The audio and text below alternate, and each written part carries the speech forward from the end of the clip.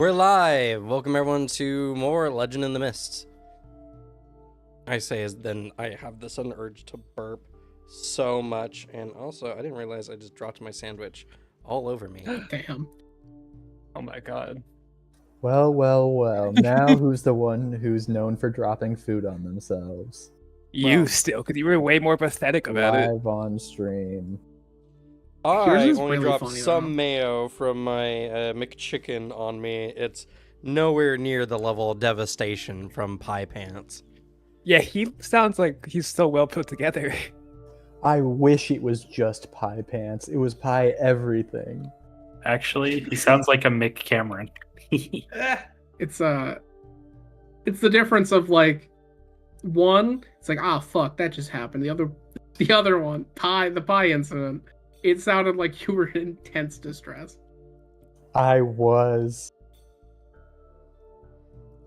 For you, your world was ending. For me, it was another Tuesday. Yeah. You get a lot of McChicken mayo on you Who doesn't? every Tuesday. Well, having a mess on me because I have a baby. Being Tuesdays, covered in big food is chicken. kind of part of the job at this point. That's true also. Honestly, with a baby, it's probably one of the better things to be covered in. That's true. Anyway. So, where we left off last time, you guys got going to school full time. Started attending classes, getting good grades, and eventually doing some of your own things. I did just like neglect a thing last session, or at least I didn't think of it at the time. But everyone can gain the tag studied Oh. because y'all had a big study group. Yeah, I'm surprised. I have like almost full stack of good grades. Does this work alongside tutored? Yes, for you.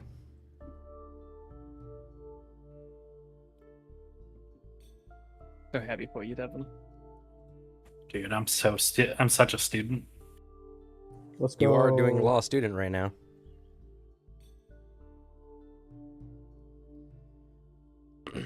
And some of the more important notes. Cynthia declined a challenge from Darva and was booed across the school for a couple weeks before taking on one of the notable students in your grade and smashing them into paste in a 2-round battle, reclaiming some victory and some status from everything that had happened.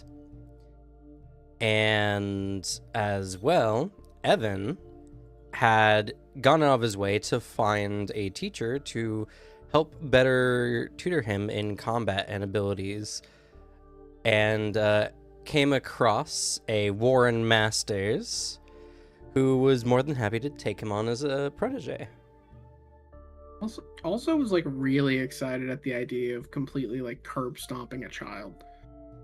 Or young adult, I guess. He was gleeful at the idea of throwing something I couldn't handle at me. And you know what? I respect it. Yeah, and you proved him wrong. He definitely underestimated you. Kind of built different. And as well, goodness, what's it called? Two people share the same friend. There's a better word for it, but the mutual acquaintance, there we go, between Kai and Annette, Mr. Crumshaw, there we go. He's having a bit of a crisis. His family is getting access to a rare creature type for breeding purposes, and he doesn't know whether he should stay in school or leave to go help his family. Annette has offered aid from her family and will contact them to see if there's anything they can do to help alleviate Crumb's concerns.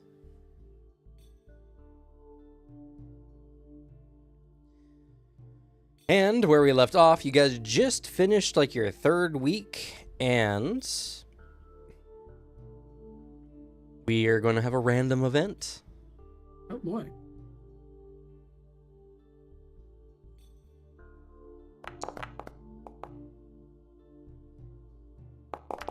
Ooh, PC positive.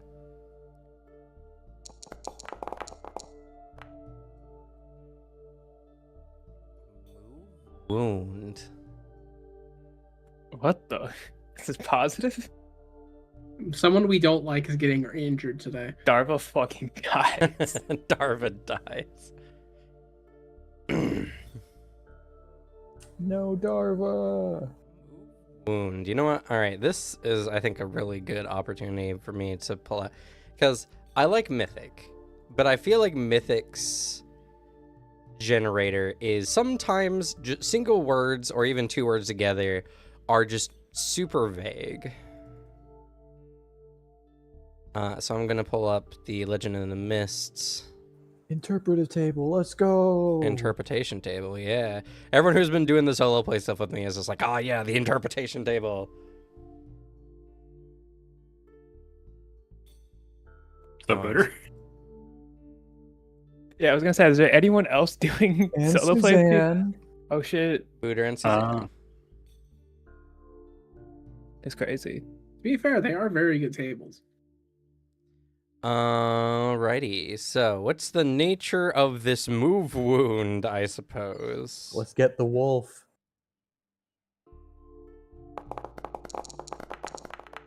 Is that 12? 21. Lost 21. sheep, getting lost, wandering, seeking a direction, someone in distress. Okay, I can work with that. So, I guess now I need to roll a d5. Who's in distress?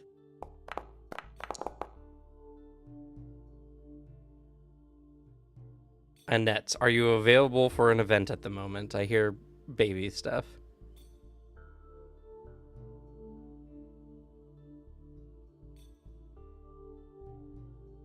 All right, seems like Annette is currently preoccupied. Nope, I am. Okay. Just finished. She's like, wait, don't skip it. All right. All right, so, Annette, you are out and about on campus when you come across, let's see.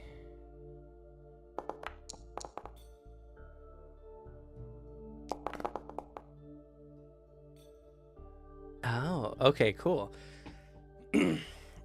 So, let's see. I need one more die.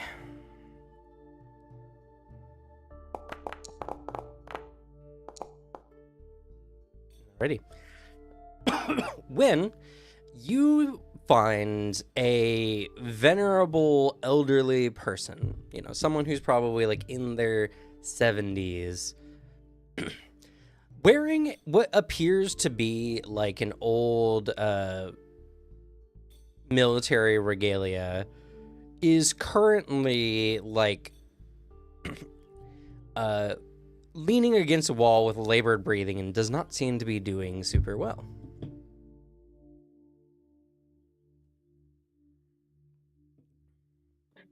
Are you okay, sir? It's a ma'am. And I guess I can be called sir too, technically.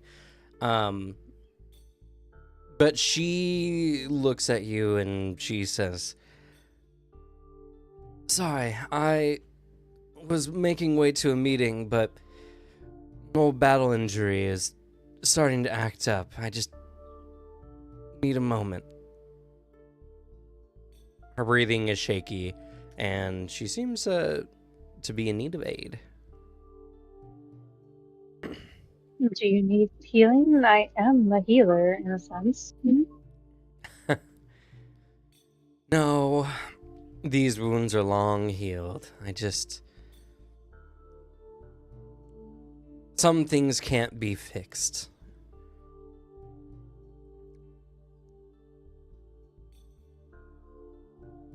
Do you mind if I give it a try at least?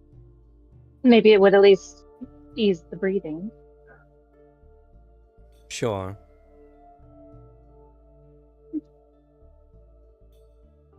We're gonna attempt to heal her. Okay.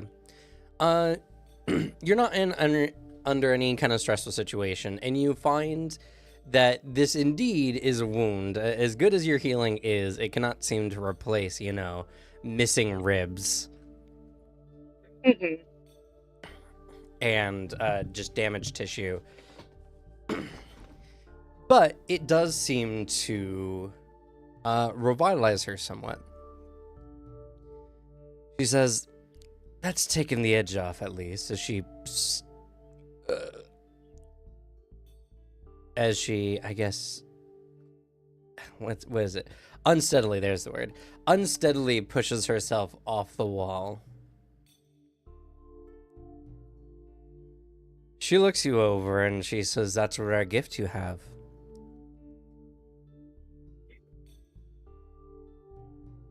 What's your name? Annette, Britomardis.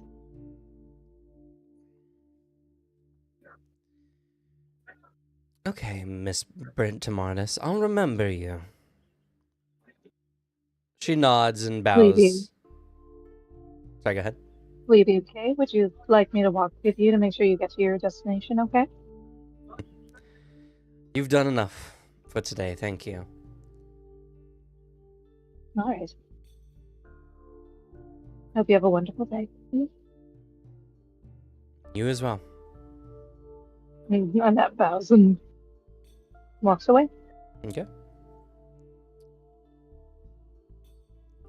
And for no reason in particular, I'm going to be adding a new thread to the thread list.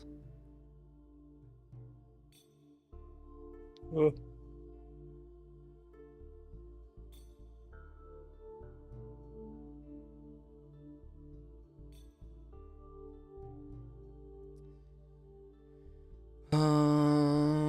And for no reason at all, I'll be rolling a name. Definitely will come up again, of course.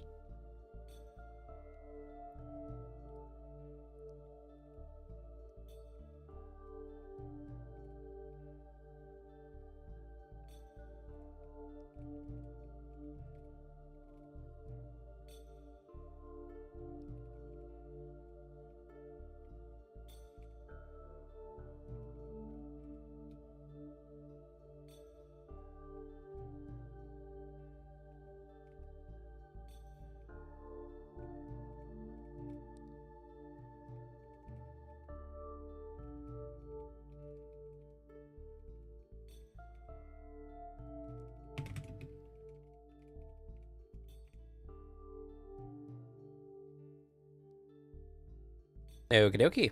Well, that was fun. All right. Pretty much the next day, at the start of the next week, all the students are called into the main, entryway to the academy. And so all 50 or so students have gathered up one morning. I don't know if you guys have any preferences on when you arrive or how you arrive, but feel free to If do it's like so. really early, Evan's probably late. Because if they called this last minute, probably didn't think about it. This is around the time your first class would be. Probably not late. Or he's Right. probably one of the last people to arrive. Nah, you know Kai's banging on your door like 30 minutes before, maybe an hour before. I have no way to be late anymore. Along with Thomas. You know, that's what you need sometimes. You need someone who won't let you just slack off and not show up.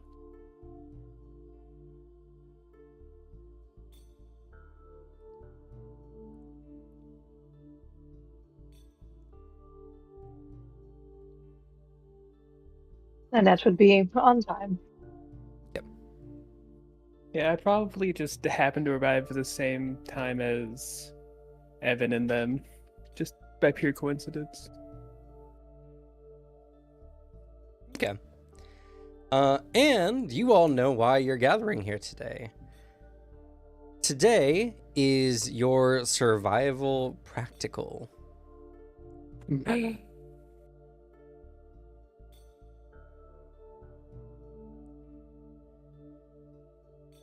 So, with the appropriate supplies, you all gather up together, and the principal of the school speaks as she addresses everyone. She says, "Today, you are all going to be off surviving in the wilderness around Tensura.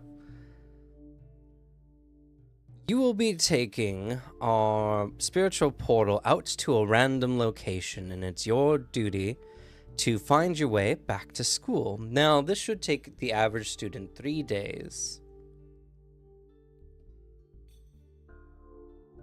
The forests surrounding the city of Tensura are heavily monitored, and there should be no beasts of extreme danger. Though, we've laxened our patrols recently to give you guys some bit of threats, though nothing that you shouldn't be able to manage. And as well, if anything does become too precarious, just know you will be saved. Though, students who arrive earlier will be able to attend classes normally.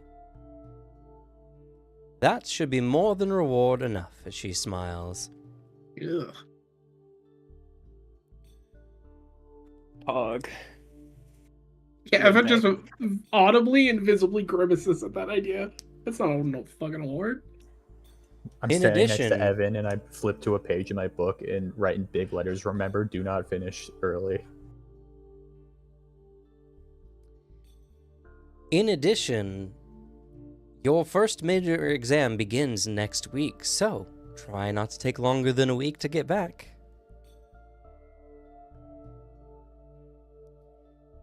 She smiles, and then you're all escorted through the building until you come to a very ornate, ritualistic type chamber with etchings in the wall depicting strange spiritual symbolism as well as the symbolism of beasts.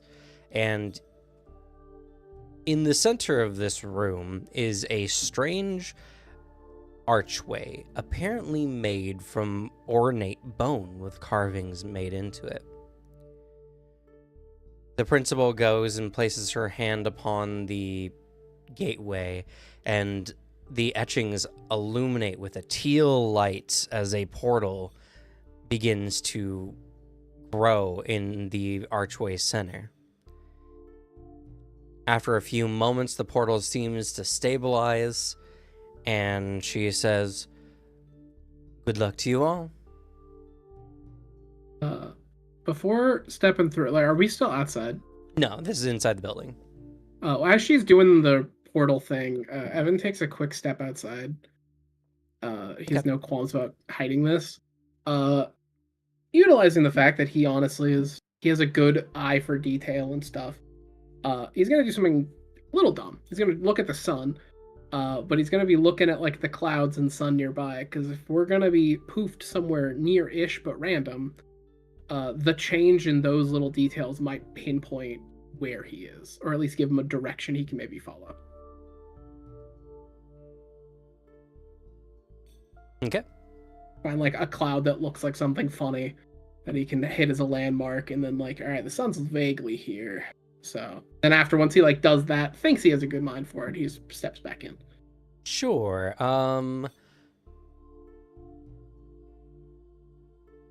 What do you have any tags related to memorizing the layout out of the sky? I have sharp eye. Okay. Sharp eye. Maybe you could categorize this as deductive or prepping for deductive reasoning, because I'm gathering some form of evidence. And then I don't know if this counts as a creative solution. So I will say it does, but not for what I want. Go ahead and make a check with just Sharp Eye, because this is the one most related to your ability to memorize. Yeah. You might be able to use the results of this check with those other skills later, if you get something favorable. Damn. Okay. Well, you feel like you got a good recollection of the sky and the clouds. Yeah. Okay. So, Wait, sorry. sure. Yeah, go ahead. We knew this was coming up, right? Yes.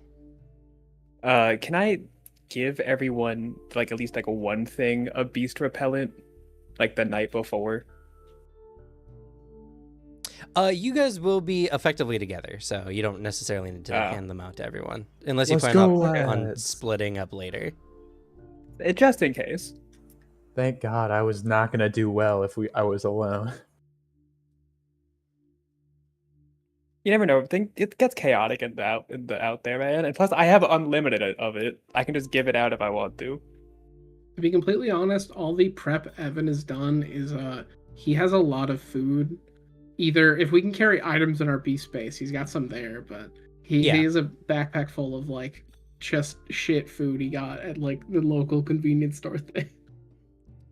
I'll say, due to Cynthia, y'all can have a beast repellent.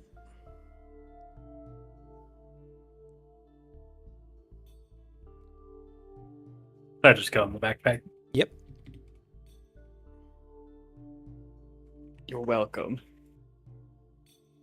Just in case. I wouldn't have brought it, so appreciate it. Other than that, it's expected that you have with you enough supplies for the trip.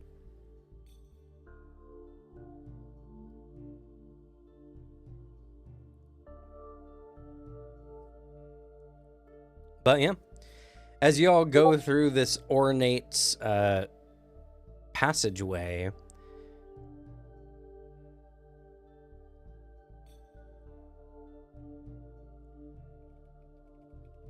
you guys appear in anime force. I mean, like, just like the standard, whatever you imagine like a forest exam might look like, it pretty much looks like that.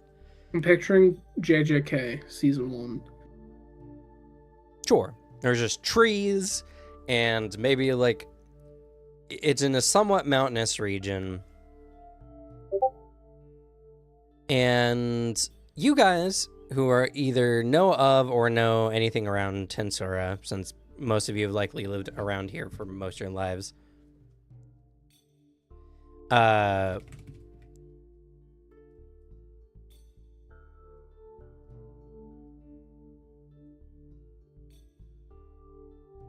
you know that the region surrounding Tensura is predominantly a like this hilly valley-ish mountain range. There's a large amount of anima, of predominantly earth anima, but also some spiritual anima that surrounds this place.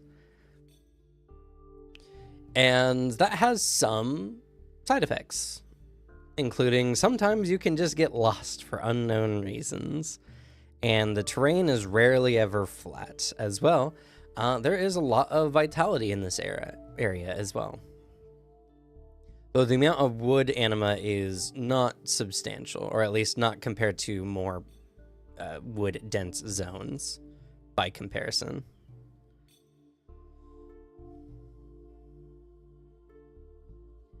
As you all gather up, students, some of the students take off running in mostly similar, but some off directions. If there's like, does it seem like there is a common directional thread they're heading into, the majority? There does. They seem to be predominantly moving in a northwesternly direction, though not all following the same route. Okay.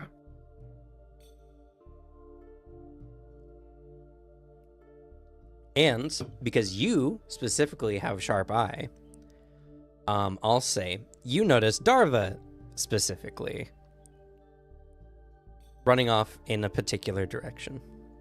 Same northwesternly direction. But you notice her route more specifically. All right. I mean, like immediately just has a feeling of imagine there's some like a deviation of like maybe trying to prevent people from following her, but like I having that feeling of I think she's probably strong prep for this. Probably.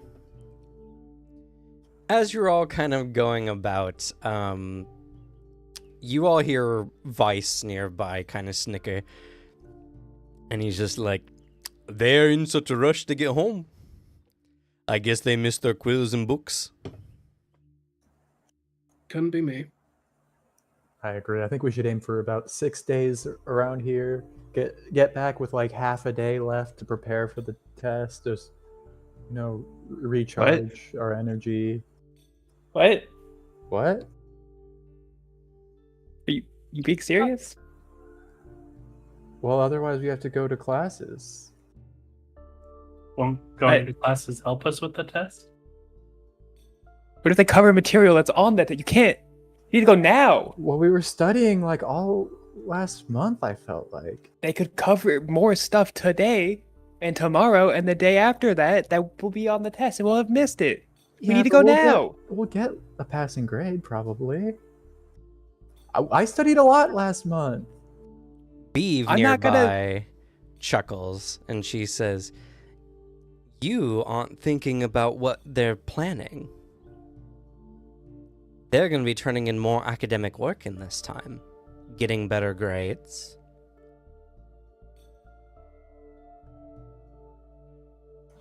I suppose. But I like look around a little like shifty and sort of sidle up to Annette and Cynthia as the nerds of the group, and I get like, knowing it's a long shot, I go, you guys don't think we could find like evolution materials or something out here, do you? Probably could, but with it being so close to the school, I probably might have been picked free. Yeah. Or just the fact that the people running ahead of us would have found it first. Yeah, exactly. If you wanted evolution materials, maybe we should have gotten a head start. Well, they'd be running in a straight line, and we could just search more thoroughly, To be honest, standing back and waiting means like, because he points off in the direction like, it was Dava, right? That was the name. Darva. Darva.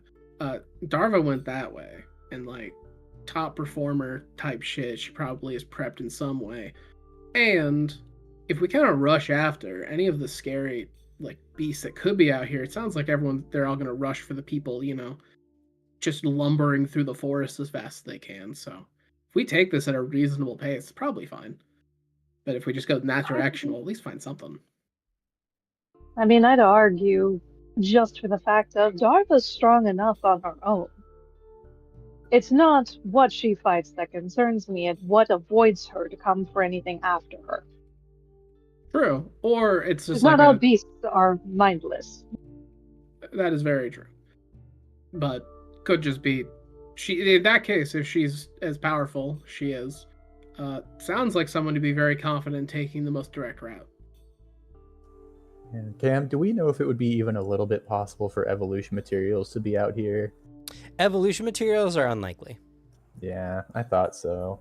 But I'm a lucky guy, guys. You are a lucky guy. Guys, it's a lot of earth element, which is fine, but spiritual is the secondary element, and like, I'm really looking for evolution materials with spiritual element, and I know it's going to be really hard to find it. I feel like I just have to take a lot of chances, no matter how unlikely, whenever they come up. Listen, we have so many people. If we put our whole group together, we could search a huge area in a short time. Cynthia just eyes. You said you got close to her, so like she just starts leaning into you, eyes getting wider and wider, like she's burning a hole through you. 3 days, just 3 days. We can get there. She gets closer, eyes get wider.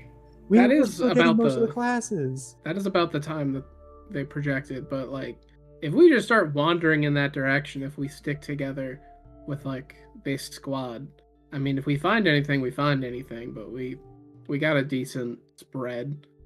Just looking at who's all stuck here. We got Vice and Beeve.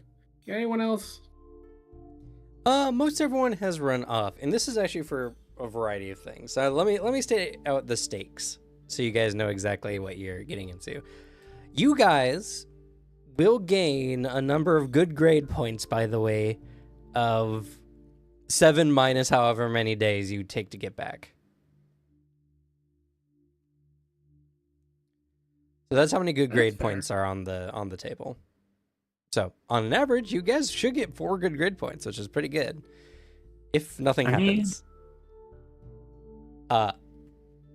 Seconds, which is one of the reasons why many of the students are running very quickly. Good grade points can't exceed 6, yeah? Once they hit 6, you gain a material. Thought it was 5. Oh. Or it's 5, sorry. It is 5, yeah. Yeah, then it just resets to 0. Then it resets to 0, and then you build up again. Yeah, you'll get a cultivation material, which effectively just gives you an extra promise. Yeah. Though my only point, because like I've seen a survival show, I've seen one maybe, and it's not because the idea of running through the forest gives me hives. If we just go at a decent pace, not at a dead sprint, that's conserving more energy in the long run. Because everyone dead sprinting is gonna have to stop.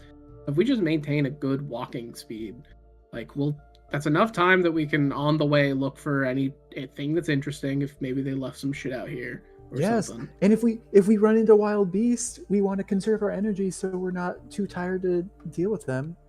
That's my only point, but I would say it's probably better. He points again in the direction that Derval went. Like, we should probably just walk and talk as we plan this, because it's not like it's gonna change anything. Yeah, Kai's like backpedaling as he's just trying to latch onto anything. So he's like, okay, yeah, like so we're gonna go straight there, but like if we find a specifically high spiritual energy rich area, can we just stop for a little bit to check that place? Yeah, that'd be only fair because we're all as a group. We can duel over it. Yeah. Phew. I mean, I'd win, but yeah, we can. Sure, you would. Sure, you would. I will say Thomas in the background was looking more and more worried as his 2 friends were fighting over what to do, and they finally come to an agreement, and there's just a sigh of relief.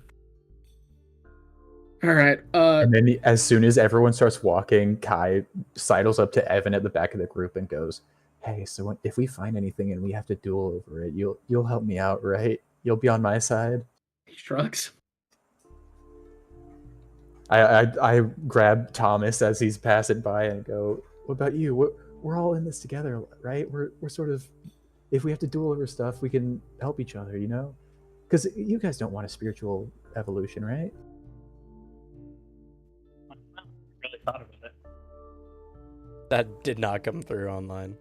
Yeah, no. Oh.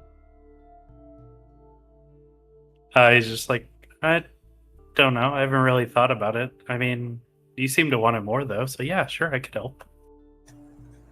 I like pump my arm. Yes. All right.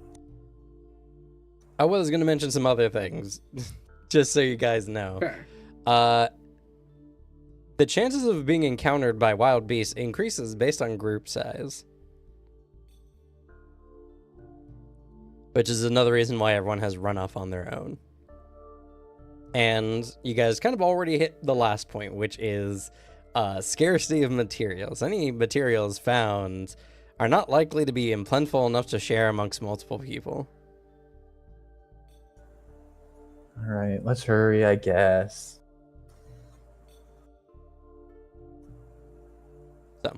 So you know, that's why everyone is kind of off doing their own thing. And Vice and Beeve are the only ones in the non-PC gang who stuck around. Yep. Vice seems rather unperturbed about the situation, and Beeve has already summoned her beast and seems to be doing something with it. I summon Big Bull and I hop on him. to write them So, up. oh, you know what? This is actually a really good moment for this. If she's doing something, because I can just do a thing I was planning on doing. Like following her, we're getting ready, but at least like Evan just kind of falls back a little to walk in stride. He's like, "Hey, I have something might help out a bit." She looks at you. He passes her base level cultivation tools. Oh. Why are you giving me this? On one part, feel like a little bit of an ass for essentially fighting your creature into you doing homework for me. Second, if the whole point of this is for people to actually grow and develop, I would rather somebody interesting beast-wise actually progress. Yours has potential with just a clear issue, so. Okay, sure. She kind of shakes her head and just puts it away. She doesn't really say anything else. Yeah, he doesn't say anything either. He just like starts walking back to like the front. He's keeping an eye out for like obvious just like path things. He's not actively tracking, but if like more things that help point out where people have ran to. He's, if anyone's, I don't know, like pushed and broke sticks and branches, like trampled on in mud, that kind of thing.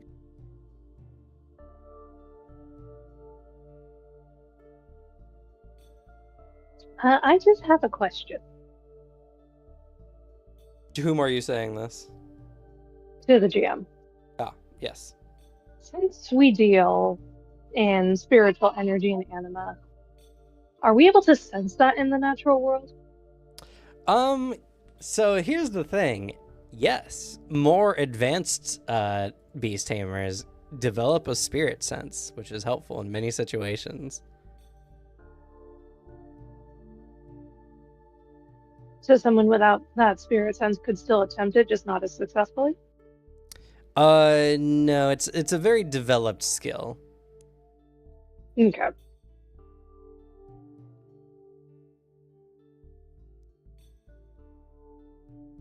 It's not as much of a question of like, can I activate this ability or not? It's kind of like a muscle, right? At this point, your guys' spirit sense is so underdeveloped that you would barely be able to sense anything, no matter how hard you tried. Is there a point we have to get to before we can pick that up? Not necessarily. By the time you guys finish your first quarter or first term, which is usually by the time people are getting up to their second beast and getting their next license level, is when the school starts teaching things like spirit sense. Because for the moment, the biggest thing to work on is your guys' basics, the standard stuff. But there's definitely overachievers who are developing spirit sense early.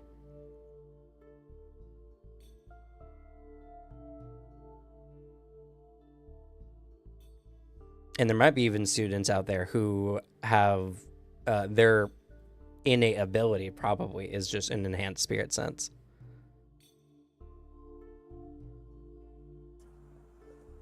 All right. Well, while everyone else is actually working toward the goal, I'm definitely keeping an eye out more for my own deal.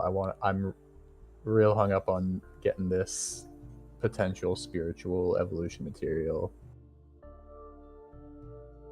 All right. As you guys are walking off, Vice is just kind of like trotting along with you guys. But Beeve, she seems to be focusing on something with her hand placed on her beast, and after a moment, she starts taking off in a very different direction than everyone else. Ugh. I mean, when you gotta go, I suppose. I think she was using her beast taming talent. And he like yelling after, like, you find something or? Oh yeah, don't worry about me. Do you think she's trying to hide a treasure? Probably. Is it treasure or the way back to the school? She stops and she looks over her shoulder and she just says, or she just shrugs. With a bit of a smarmy look, she continues on her direction. Cameron, What? may I use my Eye of Truth with the tag intent reading on her right now? Yeah, sure. Unfortunately, you didn't look at her beast before she unsummoned it, so you can't read what it can do. That's not what I'm looking for right now. That's fair, but I wanted to state specifically. That's fair. Quick or detailed? You make this a quick roll.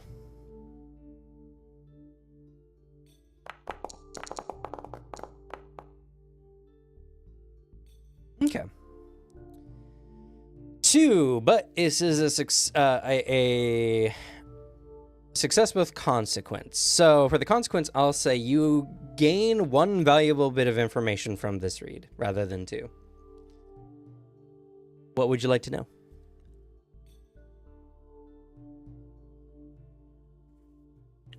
Can I learn I don't know if I can I learn what she found? Or what she's going to run off, or she's running off to?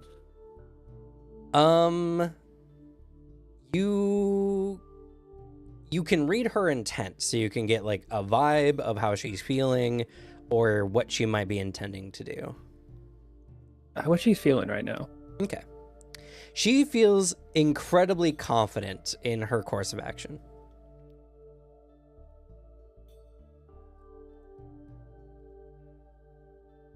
Alright, so it's like maybe like so some of you noticed like Cynthia like push her like glasses up. They go like the anime like glowing white, and she just goes, well, she's confident in her decision.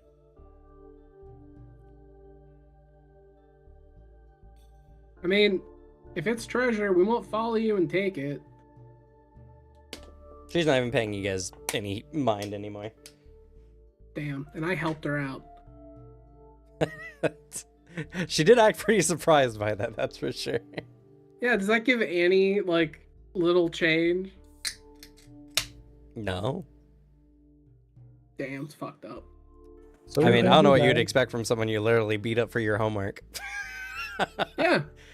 Is then like, hey, I feel bad here. Let's make this more mutual, or at least a better acquaintance thing. Mhm. That's on you. Yeah. So are we gonna If he has to follow beat up her? a big fish later again, I'll do it. Are we following her or going that way still? I'm not following her. I have a feeling it might be some cool treasure or something, which I don't want to. Again, if I would rather someone with a cool kaiju fish overtake and get better than like I don't know, like Yak Boy or something. Hey, I prefer him to be at the bottom. hey, I'm right here. I'll say the only thing he says out loud is Yak Boy. He does objectively call him Yak Boy. Sure.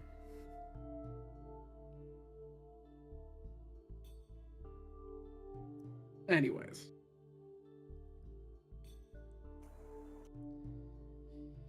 I just want to get back. Yeah, I have like my video games in my dorm.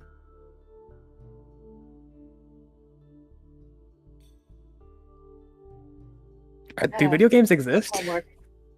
Yeah. Whoa. It's the other thing I have. It's let's see. He has some basic stuff, you know, like a bedroll, things like that. He's got some junk food. He's got a tiny like little portable speaker so he can play whatever this equivalence version of like Fetty Wap is. Like he has he's got the essentials you need.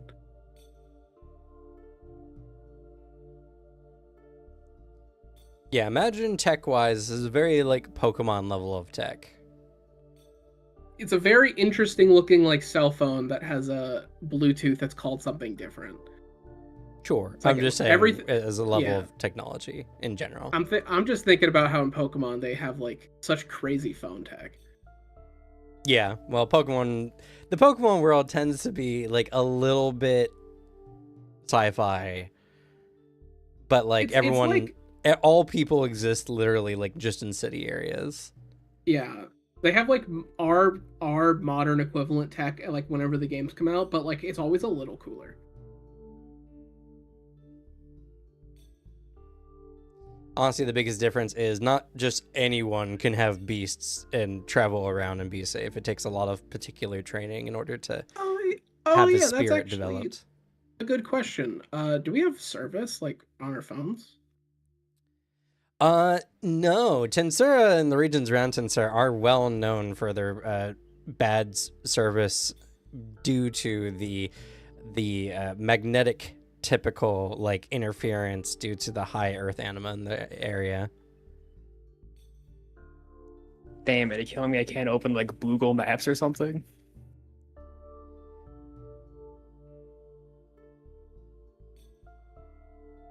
Not unless we have service, I guess. Not Damn. unless you find an area that you manage to get service in. Tensura, the city itself, has found ways to isolate itself from these disruptive magnetic fields and everything like that. But unless you're using like a radio system, it's pretty hard to even get information out in the wilderness around the city.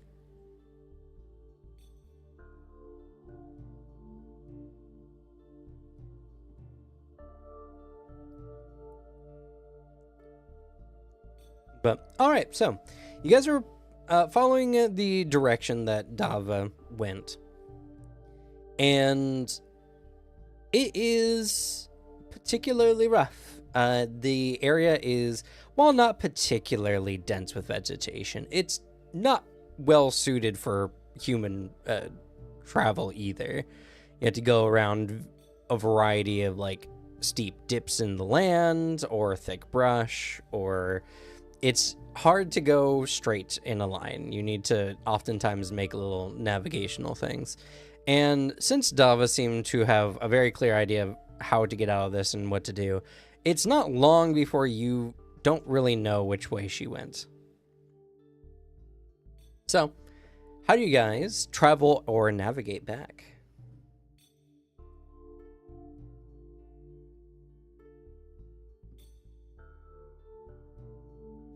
Power of friendship. Smiles. None of us have a beast that can fly, right? No.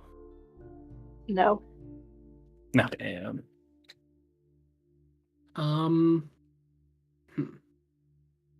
Because I imagine we have compasses. That's probably a thing we got. Yes, unfortunately they don't work well here because again, magnetic fields. Yeah, fair. You should have Well- kept my friends around. Nadia has a beast that can fly. Yeah.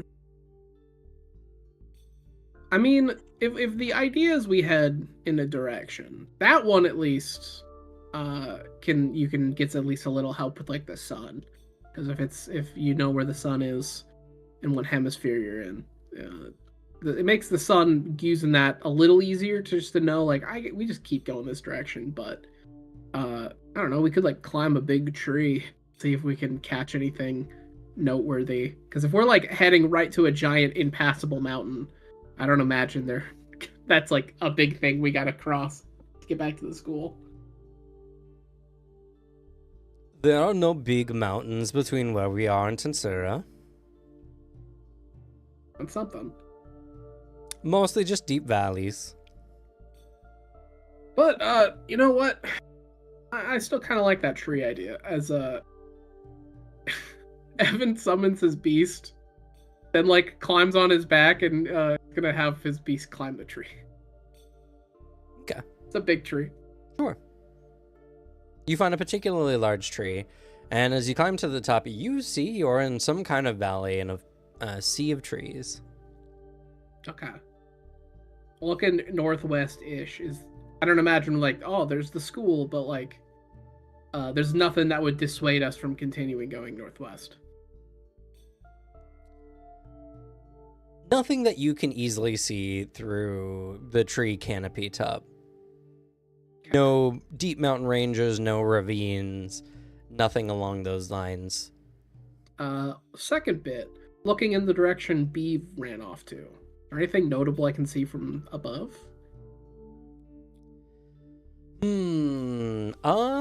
Yes, your sharp eyes see, and you don't need to make a check for this because your trait just works. Oh. you see what appears to be way off in the distance, like an antenna or something. You see like a blinking red light over a post that's barely poking up through the trees. Does it look like a phone or radio line? Mm-mm. No, not anything like that. There's no radio dish or power lines or anything. Does it look like some sort of supply station? Can't tell. You can see a post with a red light on it. Yeah, Hmm. just an antenna. I feel like Just an antenna. The my, one on my my beast like slides down and he tells you all this. Like, I don't know, any of you guys know what that kind of antenna is? Any tech nerds here? Are planes a thing? Yeah, there are planes. They're not super common because there's very few route. Well, I say very few routes. There's like 20 plus routes, but there's very few safe flying routes. Fair. I But mean, they do exist. I'm not really sure. It could be one of those things that stops planes from crashing. Shrugs. Wouldn't have to be like really big if it was like that. I mean, it was above the forest, wasn't it? A bit. Barely. Just like not super tall. It looked like something to get above like a tree line, but probably just to get above the tree line. It also has to be like someone's house. That'd be funny. There are weirdos who just live out in the woods. Are we gonna go to it? Is it in north, like the general direction? we're You going? guys would Yeah, need to different- go currently about east, but pretty east from your current location, which is almost the opposite direction. It's like almost a complete deviation. But I'm so curious. We can go see what it is. Maybe it's resources. That If they it's left out here resources- for us. If it's resources, it's probably going to be picked clean. How do you know it's not like they set up an area for us to go and say, pick one box and leave the rest for people who come later? They would have I told just- us that when they gave us the instructions. Because then the fun is getting all of us to swarm it. Unless it's only for people who can find it. And don't just rush to the finish line, but take their time to think about the answer to the question. Did I see any other? I don't imagine I saw any other similar antenna while I was above there. You didn't notice any, no. Okay. In fact, you probably only noticed this one because you had a general direction you were looking. Though, if it was nighttime, it might be easier to see it. That's true. Okay. I have a plan then.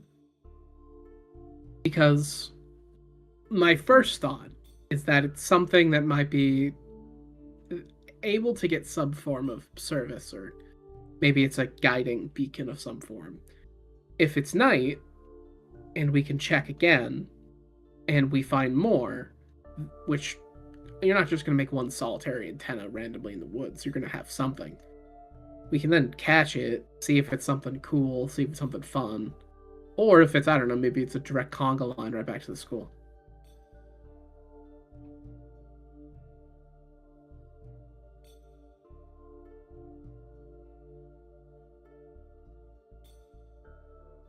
Whatever you all plan to do, I will go.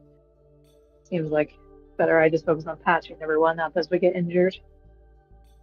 Because, like, I don't think it's a good idea for us to turn around or, I guess, just chill and wait.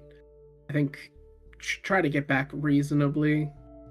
But, if we head on, like, even just north, then we're not going full northwest. We head a bit more north for the day. They'll get us closer, but if we find the antenna, we'll be a bit, I guess, closer to it. If it's a big line. So my only concern is that she caught something that, like, we've all head in the wrong direction. If you want to head That's towards what the I'm antenna, saying. you will lose distance. You'll be going further away from the city at this point. She was clearly confident in what she was doing, and she was using her beast taming talent or something. That wasn't a slip, was it, Cam, that we're moving farther away from the city if we do that? No, I said specifically that while everyone headed northwest, she kind of headed north from her position. You guys started going northwest for a little bit, then you decided to climb a tree. So now, relatively speaking, if you head east, which is not quite the opposite direction, but kind of more towards the opposite direction, you'll just be kind of losing ground. But not that Sure. much ground. I mean, no more than, maybe half or a quarter of a day. Quarter of a day to figure it out. Well, no, you guys were traveling first, and now Yeah, you're going backwards. I'm saying everyone's so hesitant about it. It's only a quarter of a day. Because the only bit I'm saying is if it's like a chain or there's more, and so then if we're heading north instead of just going the opposite direction, we're losing a little bit of time, maybe, but like we're still heading in a way that's like progressing us somewhat. If we just go back there and it turns out to be nothing, and we have to come back anyway, that's just half a day's worth of extra travel time and won't even lose us a material.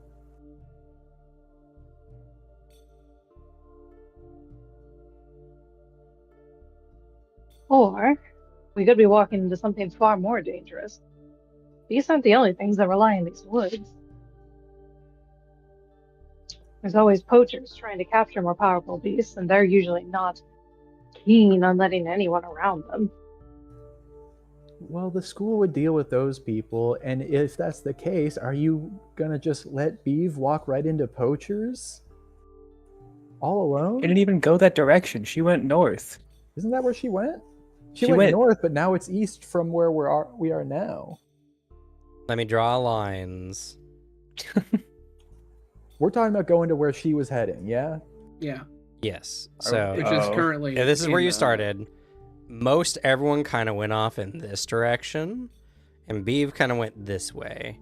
You guys have traveled up to like here at this point, so you would need to go this way to backtrack a little bit to where the direction she was going. Not the worst, because we're making a triangle. Yeah, so we just go to the center. Something good in I- the center is always a good center of a triangle. So All I'm saying Kai was is- most correct. If you guys go the direction to the target, or B's potential target, you don't even know if that's exactly where she was going or not, but potential target, you guys will lose at most half a day unless there's some other quagmire there. Yeah, and it's not even entirely backtracking, so realistically, it's more like a third of a day.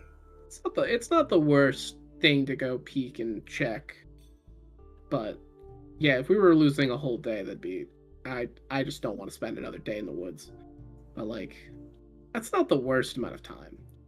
All I'm saying is, I said we should go with her when she left the first time. We're wasting daylight the more we discuss this, so why don't we just put it to a vote? Nay.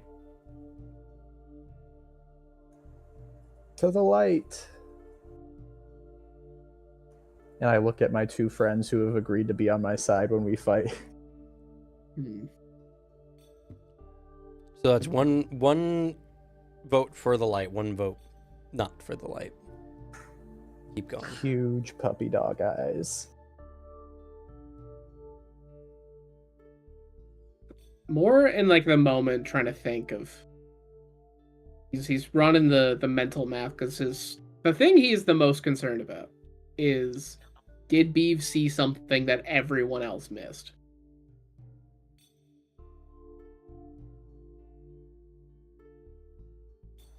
She clearly used an ability to find something and was very confident about it. We learned that.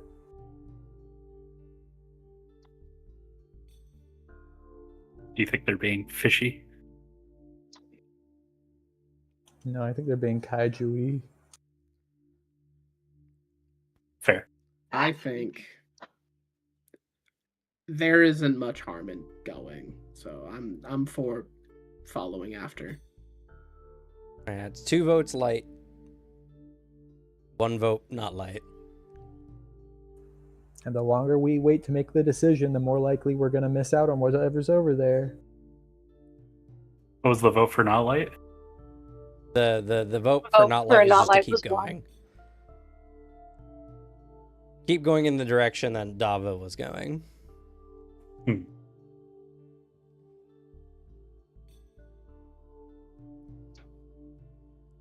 What about you, Annette? You're so quick to put this to a vote. What's your vote?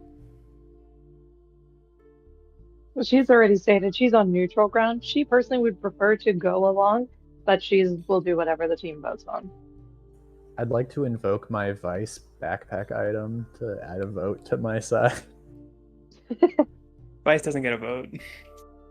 We don't acknowledge Yak Boy. If you look He's not at a core Vice part of this group. with enough intent, he's like, I vote we go to the light. We don't look at him at all, actually. I do. That's 3. Since Annette's already out, that means Thomas's vote won't even change anything. It's only 2-1. 3-1. Yeah, it's So 2-1. let's go off to the light. Let's go, Thomas. Uh, I mean, you're always Only free to 2-1. go off on your own, too. That's also true.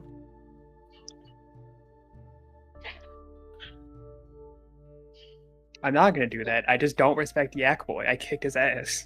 Hey, don't get me wrong. I immediately thought about switching my vote. Never mind. Yeah, you did fight Yakboy. Never mind. I thought about switching my vote like at that moment. Don't get me wrong, but like, all right. How about this? We head there. So I do think the time loss could suck. If we go there and there's literally nothing, I am willing. He says that with some strain. I guess we can speed up and try to run northwest. Well, we know there's at least something there because we saw the light. Just if we get there and there's nothing useful, then it was a waste of time. So that is a possibility. There could just be something she's personally interested in. We get nothing out of it and we wasted a half a day. So then we'll just make up for it. And I'll want an apology.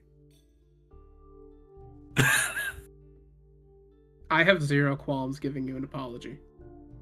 It'll be very heartfelt, I promise. Good. I start Expect walking nothing. that way. I expect nothing less from you, Evan. I just start riding my Yeah. bull over toward the light, and I'm just muttering to myself about how we spent like half an hour just standing here talking about it. And we could have just listened when I suggested following Beeve the first time initially when she went off. And we're already missing out on so many treasures because we took so long to get over there. It's tabletop argument null space. It's like the argument takes like a minute in game time.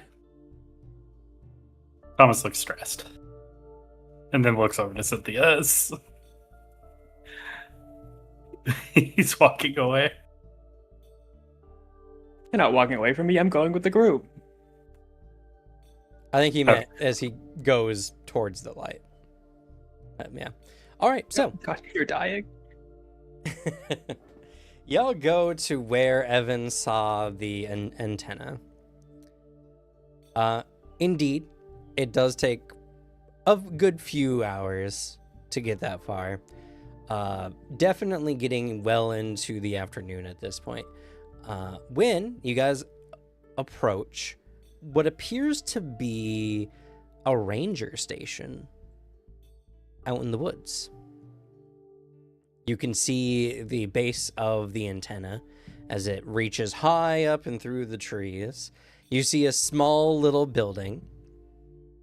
As well, you see a shed, a rather small shed that the door has been opened. It's one of those like bottom to top kind of sliding doors. And the shed appears to be empty. Shit, alright, might have some supplies or maybe a method of getting some form of service. Well, I think the supplies were in the shed and now they're in Beeve's hands. Yeah, I imagine. But Aside from the shed, how does the area look? It's relatively untouched, though it does seem like much of the brush around the area is cleared out. Then, of course, there is the small ranger station. It's a small, like, 15 by 15 foot building. Are there people in it, or is it empty? Empty. It does appear to be empty. I'm heading in there. Might as The well. front door is locked. Oh, you said it was open. No, the shed is opened. Can I like look in the window to see if there's anything useful in there? Looking through the window, you see some desks, like a chalkboard, varieties of boxes. You see what appears to be like a small kitchenette. And you do see a radio transmitter. Is there any sign that like, because you got something outside, it's gonna be like cobwebs and kind of shit. Does it look like this door was opened recently? Like spread pollen or spread webs? The shed door, because there's two buildings. The main building, the actual cabin. The actual cabin's door is locked, closed. The building does look somewhat dusty, so it hasn't been maintained recently. Okay, shouldn't go in there. Okay, well, Beav was not confident enough to do what needs to be done. I'm also thinking. I pat on Big Bull's side and have him just fully break a window. I was gonna kick the door in. What? Ah, Oh, Oh, he did it, not me. I'll clear the glass. You guys are the ones who wanted to get something useful here and not waste time, right? To be fair, if he didn't, I was gonna kick the door in. So I would have had the same reaction. he drapes his jacket over after clearing some glass and vaults it. The attitude of a man who has done this before.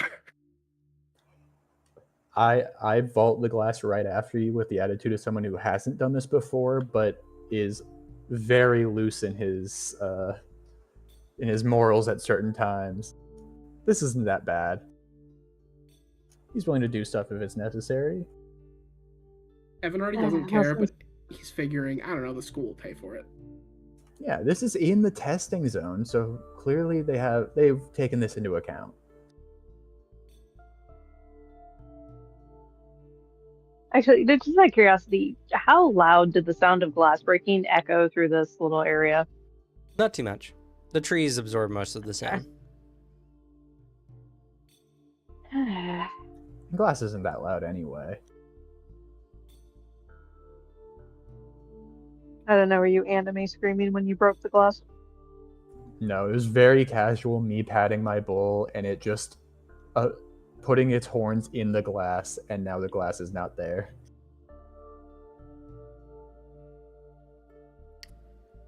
All right. Well, for those who choose to, you gain access to the interior of the ranger station. For those that Alright. don't want to vault the window, Evan unlocks the door. I don't even enter. I'm so against this idea. Vice doesn't seem intent on entering as either. Annette stays outside. Thomas? Who do you side with, law or chaos? This is a Shin Megami Tensei decision you gotta Yeah. make.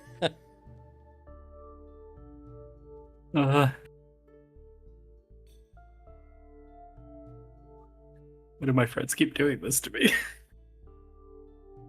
Your future morality will really depend on this, Thomas. Has to be But a you're few op- points either lawful or chaotic. Yeah, this is opting into the ending you're gonna get. All right, I'm gonna make a quick check for his morals at this moment. All right. We're gonna throw in awkward and people pleaser. Yeah, who does Thomas want to please in this moment?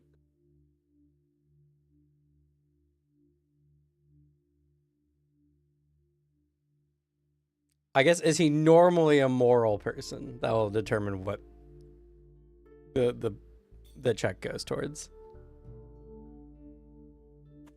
Yeah, I would say so. Okay. So he's rolling to break the rules. See if he can manage.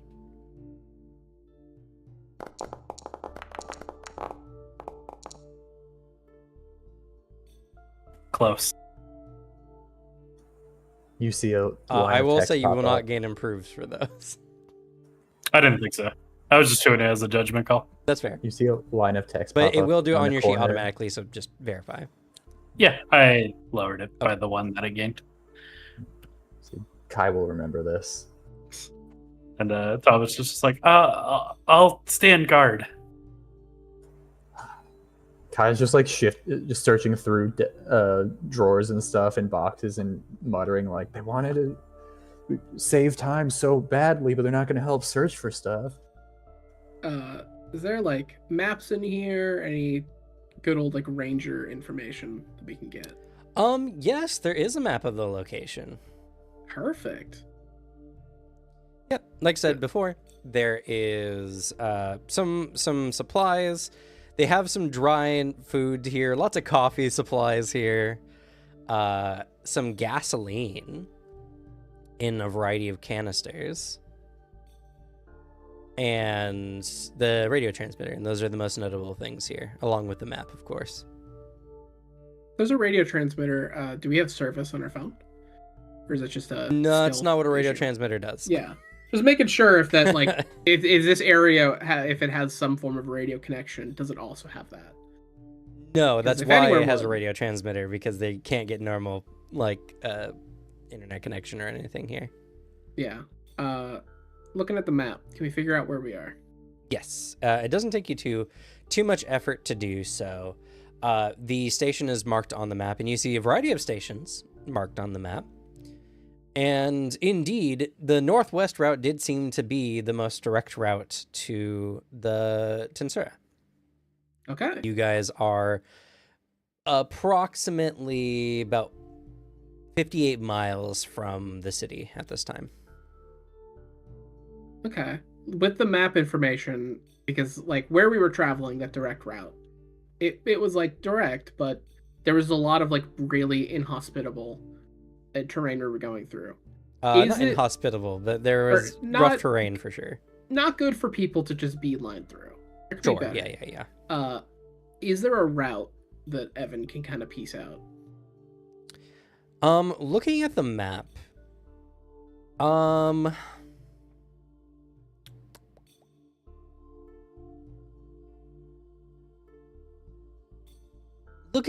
you feel confident that you could use it to navigate a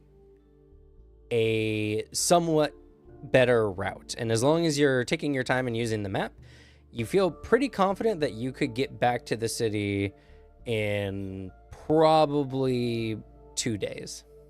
Oh, yeah, I'm taking that shit. The map is mine. As long as nothing happens. As long as nothing happens. And nothing will happen because Cam is nice. Yeah, it's gonna be an encounter where we're just kind of wander, hang out, listen to some Fatty Wap. Yeah, unless Kai finds anything else, any other goodies. I'm walking out with bags of coffee beans. Evan is No, eating a there's thing no of coffee like jerky. beans. It's like instant coffee. They wouldn't put Yep. beans in the station. I have one arm full of coffee, the other full of trail mix. All right, I'm good to go, guys. Yeah, Evan's like eating jerky, and he holds up like a folded map. It's like, I know the way, as he's like Yeah. munching.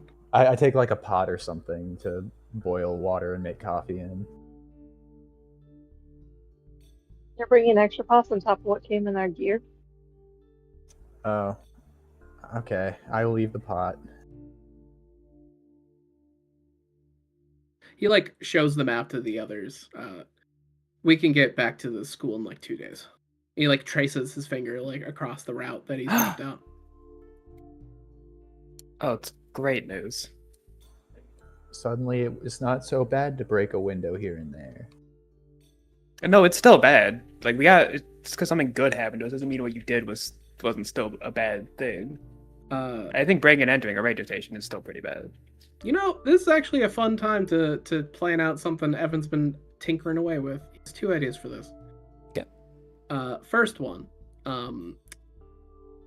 he has his creature come out, and I've been thinking about just as like we're all setting up. Maybe they're organizing the gear, getting everything ready before we head out in a minute. My creature with its time manipulation. is it able to small scale rewind time?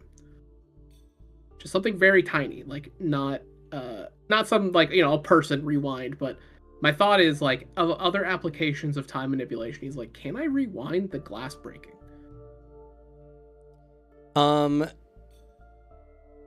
So by the nature of your beast, I'll have to say that it has a localized like time manipulation, predominantly to allow itself, to speed up when necessary.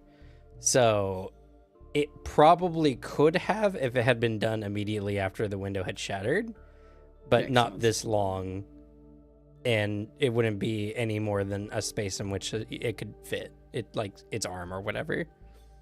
Then the only other thing Evan does, the door will have to remain unlocked, but he's like, this is used for like someone's place. He does like grab a blanket off of a bed, like pulls out some like duct tape and just tapes it like to make so the window is, it's not just open. Well, there are wild beasts out here. They probably get windows broken all the time. They're It's prepared for this. yeah, it's something where it's just like, someone's not gonna come into like something having lived, because a beast sees like a barrier still. It's like, ah, fuck, can't get in there. But like, he just something to shut it from the elements. Takes him like maybe a 30 seconds, something, just like duct taping a blanket to the window and then walking out the front door.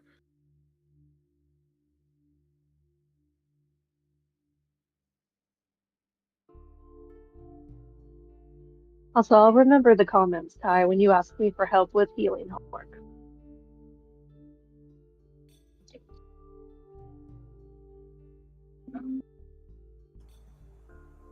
I hold my trail mix to myself.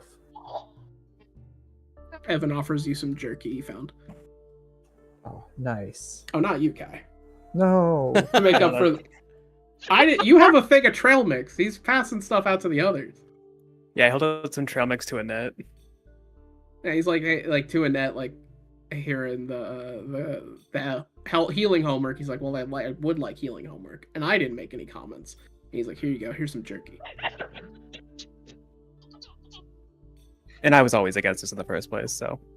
I was totally for this and fine. I didn't care. So.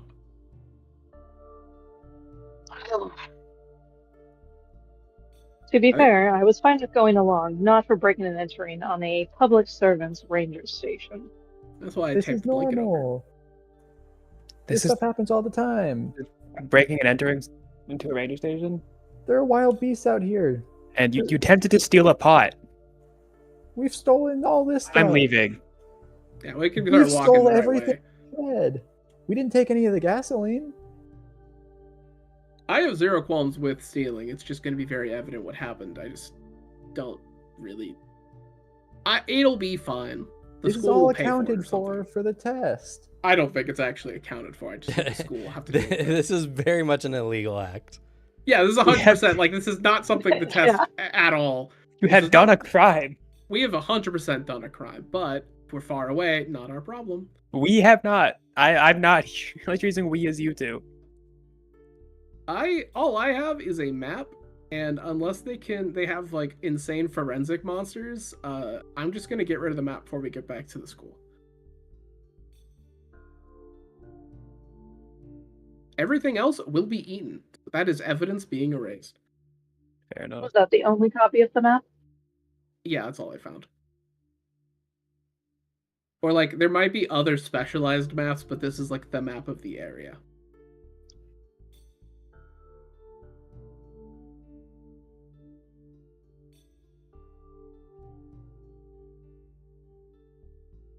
Yeah, we have a Alright, let's path get now. going.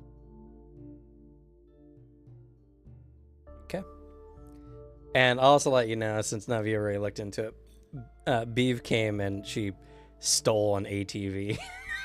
That's so Yeah. smart. I respect that.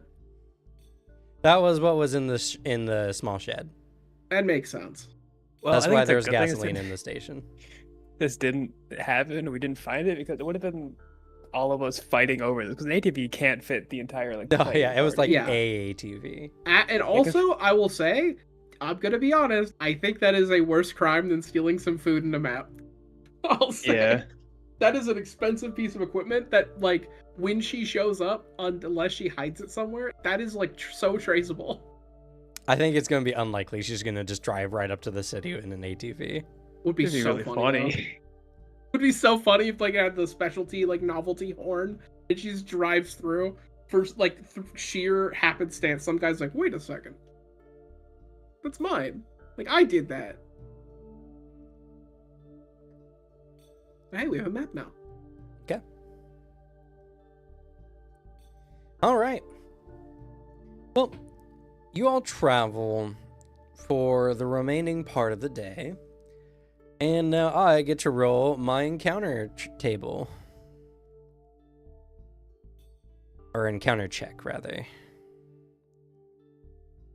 Do you guys run into an encounter? I'm going to add a modifier to this equal to the number of characters currently in the group, which is 6. I'm going to subtract for the forest. And Why do we have Yak Boy with us? That's what What? I'm saying. Why do we have Yak Boy with us? Who let him be here?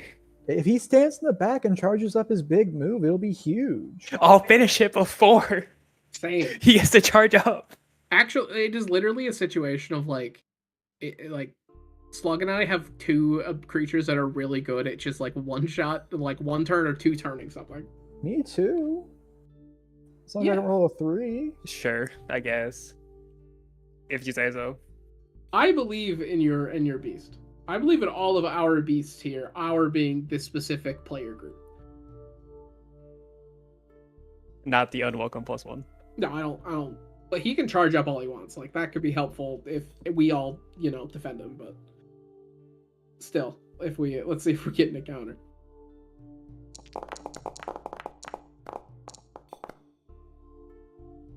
Very much yes. Huh. All right. Wow, we've run into 10 beasts. Suddenly Is a this- huge area of effect skill might be helpful. A beast encounter. It's just A beast. Is beast repellent like mosquito repellent, or is it like bear mace? It's like bear mace. Nice. Also very much yes, a beast encounter. Double lucky 13s. Let's go. Okay, what level of encounter is this? Oh. Oh, I see. Max at our level. Max at your level, indeed. Why did you bring Yak Boy with us? Honestly, we Okay. didn't bring him. He just kind of tagged along, and none of us said anything. That's fair. Let him stay. Why do we do that? I don't hate him that much because, like, I feel like he'd die. All right, 34. The lantern. Okay. All right. So, it is starting to get dark as around this time of year. It's about 6, almost 7 o'clock at night. The sun is just starting to go down, and the trees are now like obscuring the light, and you guys are mostly traveling through dim light. But you notice 2 sets of glowing lights in the forests appear nearby. These seem to be largish creatures, and they are giving off a soft emerald glow. And if you don't do anything, you'll be found out. What do you guys do? That's a great question. I don't really have anything for hiding. Same. All I can think of is making a loud distraction somewhere else. Good news, Cam. I have something for hiding. Okay. A weakness.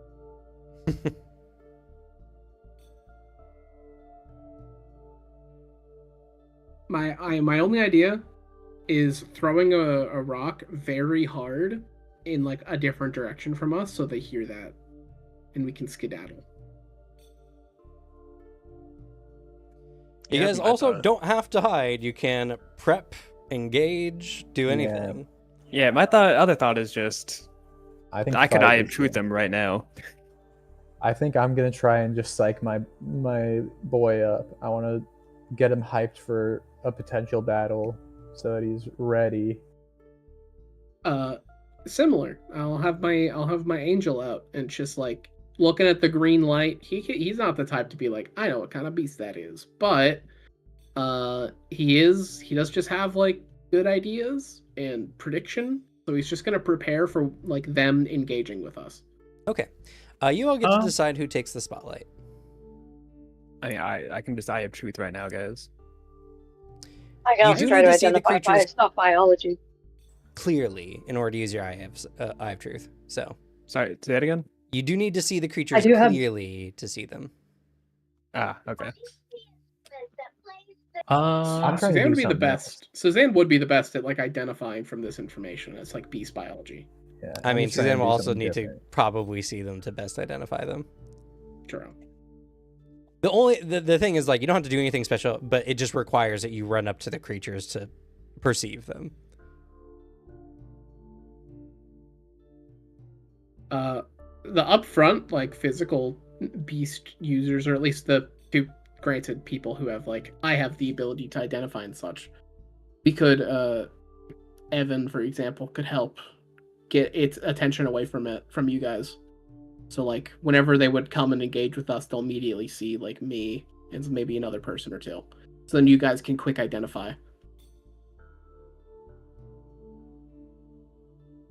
Because like I think we're good to fight because you know we have pure numbers here. Yeah. But like, it also would be a good experience to learn what it is and learn what they can do. It always just helps. Just some world information, not necessarily to give anything away. But beasts standardly are on like an adventure might scale.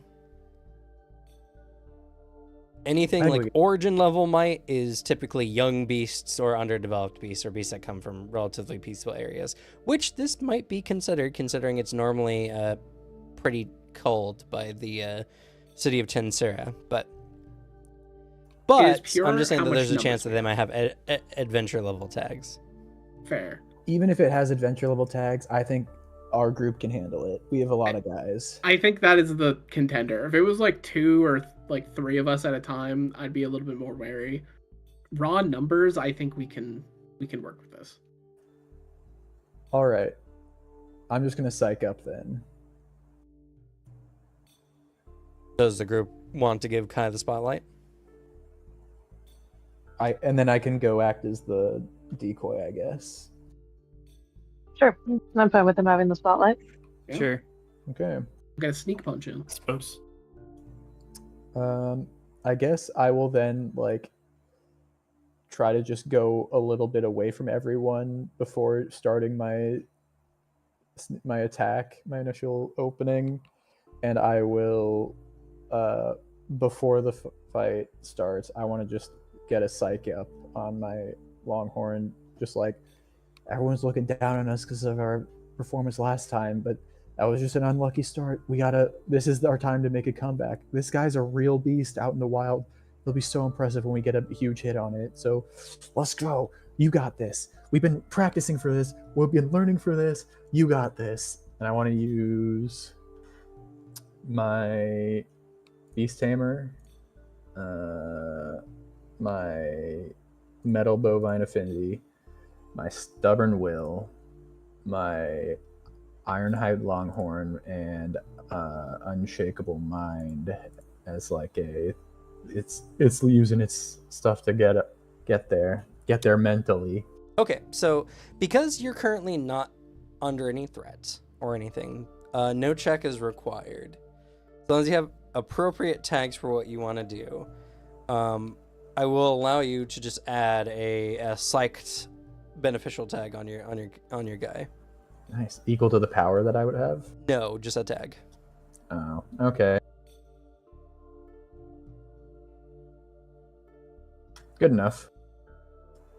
Then, Because I'm going to say, so this is something that really doesn't normally come up, but statuses, unless it's like a quality level status, like, you know, sharp or whatever, and even then that's kind of questionable. Statuses are considered situational and like in the moment more often than not. So you can't take them into like another type of scene. So right now you're not yet engaged. I So see. if you're trying to build like a status beforehand, you really can't unless you have something that's giving you a status in that way. All right.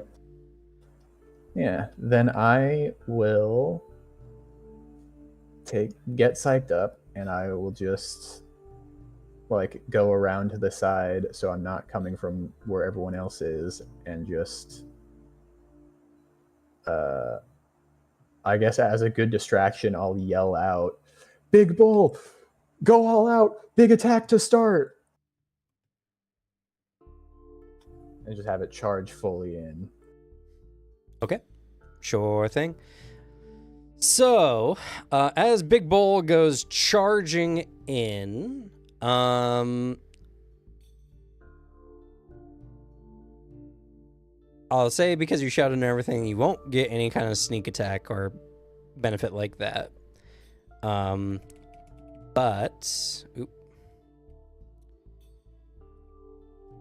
As Big Bull goes charging in, and I guess, are you on Big Bull or are you running up behind Big Bull? No, I am where Big Bull is leaving behind as he runs, and I am backing off. Okay. I don't want to be personally in this fight.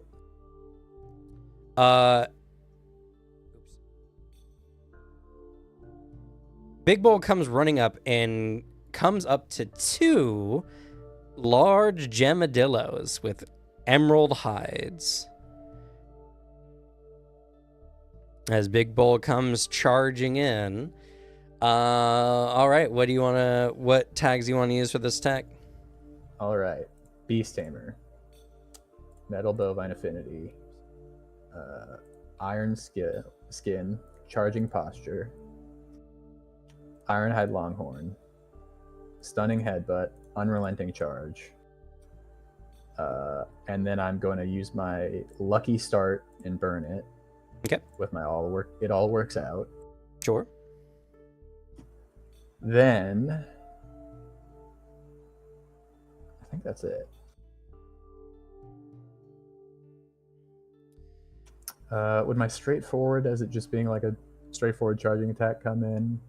No, really, that 'cause won't be it's necessarily disadvantageous for you. Coolio.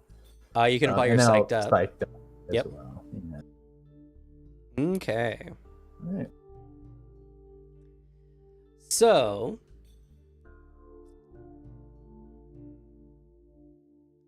the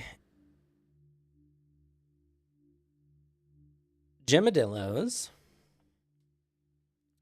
being attacked at the moment, they see it coming, but they don't have necessarily any opportunity to prep or do anything special. But you are rolling up into this with a -8. Okay. Real rough. I think I'm still in the positive, but You will yeah, I definitely got still be in power the positive. 4. Yeah, that's not too bad. Fine. Okay. So they're adventure level guys. That wasn't using any of their adventure level tags. Uh-oh. Well, I succeed. You do succeed. So your Iron Bull runs into one of the Gemadillos. And what are you attempting to do with this power?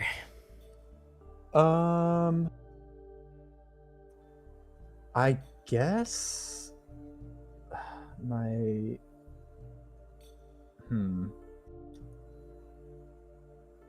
yeah, I think I'll just have it like run into one for, I guess, I don't know if I want to do a harm. I think I want to like use half of my power to add stunned to the one that it actually hits with my stunning headbutt, and then the other half to add like a taunted or something similar to the other one. Okay, so you want to add a taunt status or tag? I guess just a tag. Okay. Yeah, so taunted on the one that's I didn't hit, and a stunned 2 status on the one that. I Okay. guess, would stunned tag be better? I don't know. It depends. If you're trying to push a creature towards its limit, then it's going to need to be a status of some kind. Mhm. Stun can be a form of harm. So, get harm, its harm limit 5 in stun. The creature is knocked out. Stun could also be a tag you put on the creature that would temporarily, it'd probably be a status that you could temporarily stun it. A tag, I don't think it applies necessarily as a tag because it's not like a Okay. permanent aspect you're applying. Yeah. So then, I guess I'll just do stun 2 on that, and then taunt tag on the other one. Okay. Your bowl smashes into it, and some of its rocky hide breaks apart. It seems it has some kind of layered defense, and you haven't done direct harm to it yet. I yell out, "A layered defense, huh?"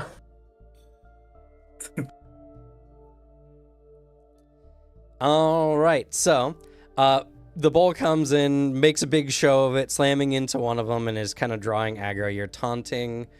I'll even allow you to apply taunt to both of them if you would like. Yeah. Okay. Sounds hype. All right, who wants to take the spotlight next? I'll go ahead and describe the scene. The 2 Gemadillos begin to become enraged as one prepares some deadly looking claws, front claws, and another one prepares a spiked gem tail club. As they're both planning to smash into Iron Bull here. Did y'all want me to go ahead and identify some biology about them? It's either you and me are up next. I don't know. We never decided which one was going to act first. I mean, if we act Eh. with this, will that immediately mean a big bull gets fucking swatted? Yes, the threat to the scene currently is Big Bull is being attacked, or Iron Bull is being attacked. That's my only concern, is because I think that we need to do that. That'll help. But if we can give us like an opening for like we're not going to get any immediate consequences. Yeah, that's the benefit to the scene. Big Bull has drawn attention, which means you guys can, have a little bit of luxury in what you do. Though Big Bull will have to pay the defensive tax for whatever your actions are, unless you find some way to stop one or both of their actions if you have something that can affect multiple creatures. But because I'm not the one doing it, I have basically all my tags for defense, right? Yes, but you are being attacked twice, and your tags will have to be split between both of them.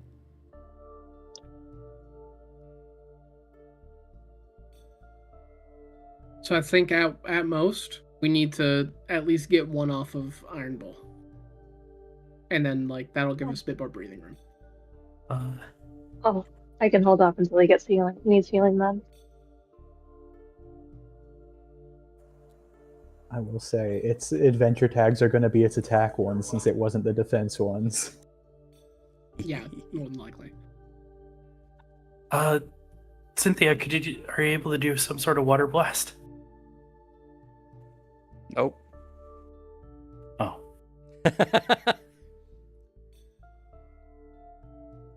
How are you water? I'm just kidding.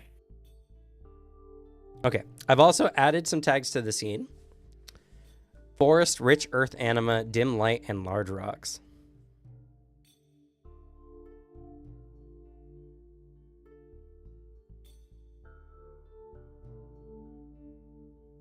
Because my only other thought, I'm totally down to do this. I will distract one of them. Like I'll get a good sneak attack in to one of these creatures, which will then, because we just need to, if we swarm it, we'll have more openings for then like getting some proper intel or anything like that.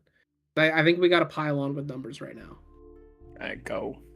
Yeah, you guys I can will- visually see one of the gemadillos was smashed in the side as one of its sides is like concaved a little bit and the gemstone on it is crushed.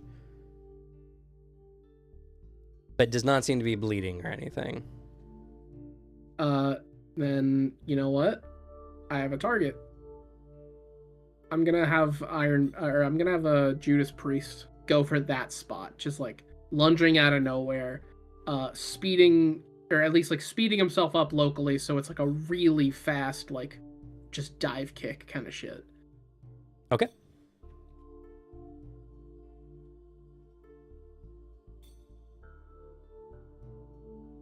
I think I will have to mark doesn't do well with others with this. I do think that will apply.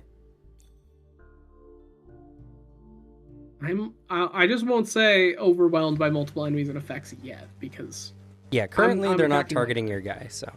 yeah. Let's see. You Is will this get a did- +1 to this due to them being taunted. Okay. And I'll save. I should save a handful of tags because he's not really manipulating time too crazy. I'll save some tags because I don't want to. I want to have something defensive.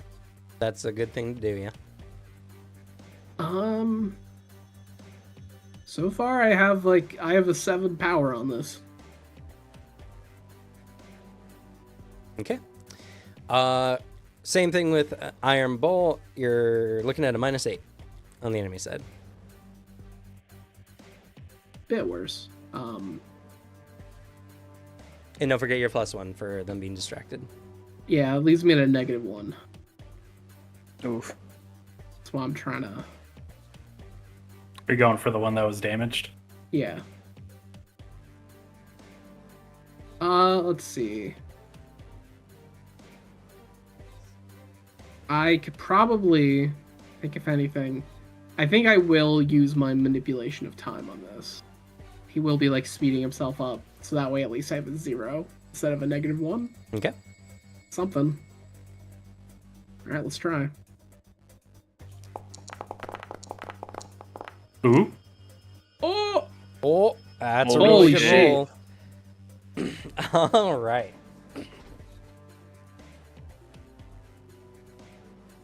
So, and I'm assuming you're aiming at the damaged one? I'm aiming at the damaged one at the damaged spot. Okay. All right.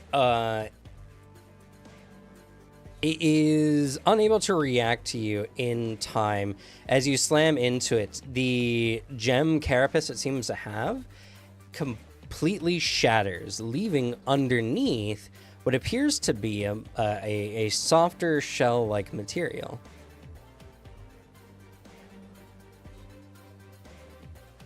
You've effectively completely removed this creature's ablative status. Yeah. It's gem hide. It had gem hide 3, so it's been removed completely. So now it can start taking harm. I'm good at setup. We just need to get to the other one too. Okay. And due to the surprise attack, I'll say that is enough to address that threat. So that Gemadillo's action won't go off. The other ones will, though, because it was not addressed. So it spins around with its large gemstone club tail at Iron Bull. This is going to be a 5 heading your way. Sorry, not 5 damage. 5 negative tags for a 2 damage attack. Okay. And I'm not gonna have to deal with the other one then now, right? Correct. So I can just go all out on defense. Yep. I will be doing Beast Tamer, Metal Bovine Affinity with Iron Skin, Ironhide Longhorn. I mean, like Stubborn Will to just push through the pain and stuff. Stubborn and will be not as prevent him from being hurt. effective. Psyched up Psyched up will not prevent him from being hurt. makes him do better. I can say those can deal with wounds if you get them.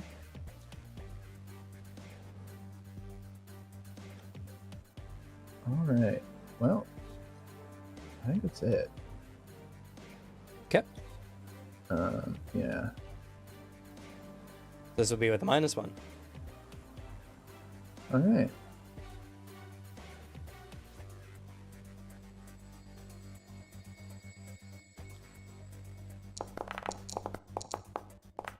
Uh-oh. All right, failure. Iron Bowl takes 2 harm as you are. Yeah, just 2 harm is fine. Also, I want you to roll to keep your psyched up. Is it a real roll or is it just This will be a quick roll, okay? but I'm using all my your tags your and your stuff. bull's been injured. Don't forget to make that harm a negative status, by the way. Oh, it is. Never It mind. It is. doesn't turn They red. just don't Yeah. change color. I hate that. But yeah, so it needs to roll other tags to maintain its psyched up. Okay. Stubborn Will. Yep. Unshakable Mind. Yep. Can it psyched up apply? Because it hasn't lost it yet. No, it can't it's defend sort of itself with staying its in psyched that up. upper. It's so psyched up, it feeds into itself and stays psyched up. And then apply the harm as a negative status to this check. Yeah. Then I think that's it.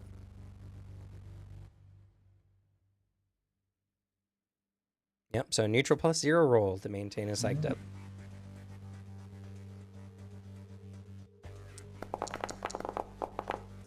We out here. Hey, okay.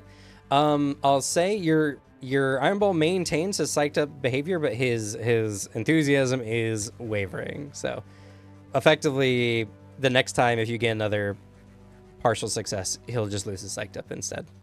Yeah.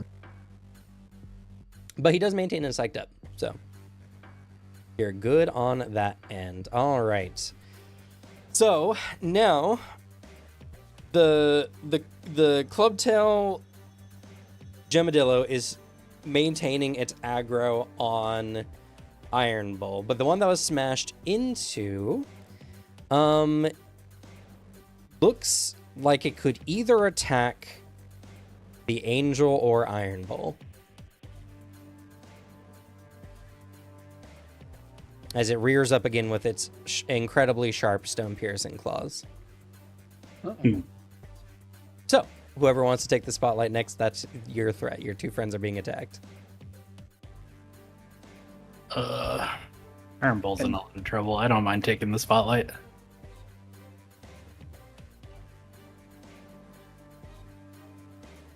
Okay, no complaints were uttered. Oh, I failed to ask, is Yak Boy in this scene with us?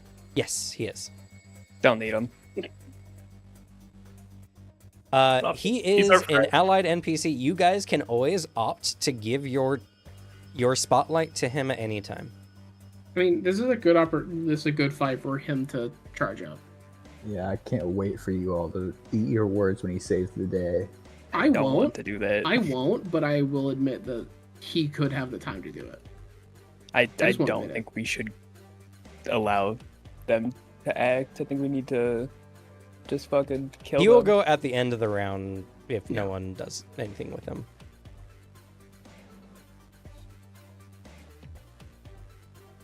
But he will do so in a way that doesn't put you guys in any jeopardy necessarily. We just gotta hold on until my boy Vice is ready, and he's gonna one-shot these guys. All right, Thomas, feel you've free been to- given the spotlight. No one has said otherwise. Okay. Well. Oh, God. No. Studying a situation would take too much time. He's going to have Carino. He doesn't believe he can like punch through the armor, but maybe he can cause its attacks to be less effective. He's gonna have Carino try and ice breath the club tail that's swinging on Iron Bull and trying to disrupt its ability. Okay. Sounds good. I think we go Beast Taming, Ice Ungulate Affinity,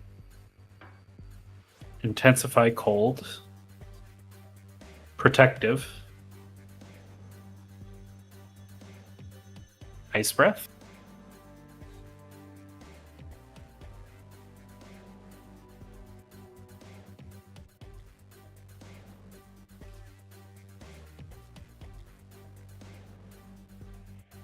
Okay, is that it?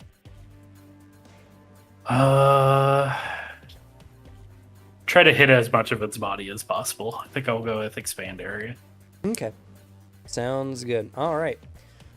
This check will be at a -5. Okay. What do you think? No One Left Behind would apply? Maybe not. No one's being left behind in this current situation.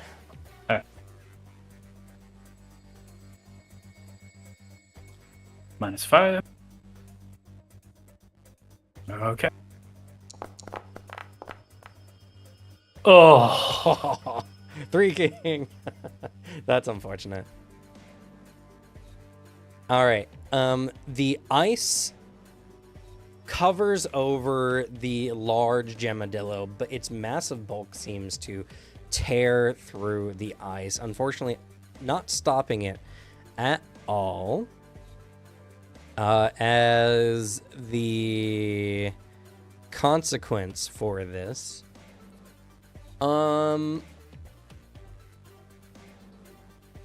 due to your lonely past, I'm going to say you failed your friend, and this makes you feel bad. Go ahead and take a negative status of let them down. Damn. We're all talking about why we bring Yak Boy. Why would we bring Kieran Boy? True. Maybe it's just an ice element thing. All right, let's all become ice element racists. Okay. And because I'm procking a consequence based on your weakness, go ahead and add an improve to that one. fair. I will say, let them down will not end at this battle. So, Yeah, I didn't figure it would. all right. The club tail comes crashing down. So, Iron Bull, here's 8 coming your way. Alrighty.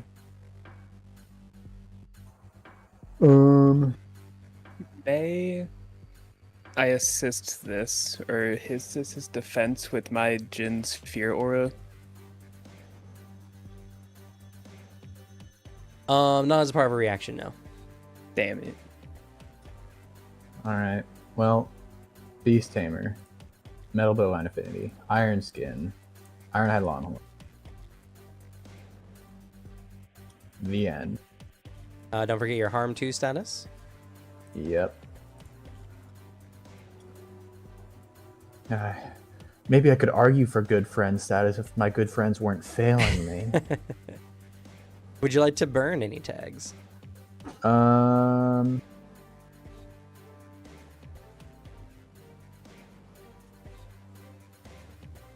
Let's see, because they're gonna have a lot of power. I have to burn tags, or they're gonna kill me. They're gonna knock me out right now. I will also. Well, it's only 2 harm coming your way, so the worst case scenario, you're gonna go up to 3 harm. 3. Okay, I can handle that. I will say, I'll allow. You're probably realizing now that your choice to charge the 2 enemies alone was It's a bit needlessly risky. risky. If you want to add that to this check, I do. I figured you would.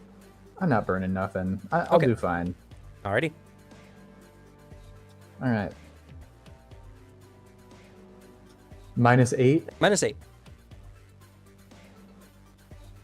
Oof.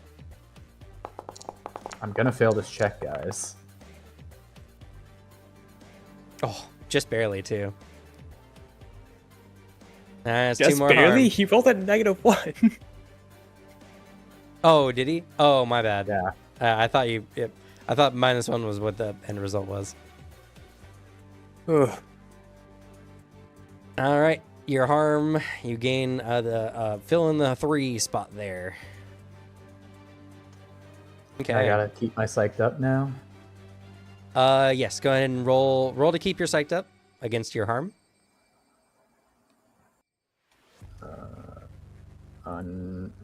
Nope, not that one. Unshakable mind.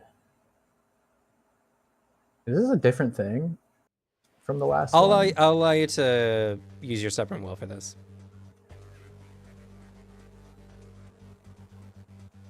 This is a different one from the last one. Yeah. Okay.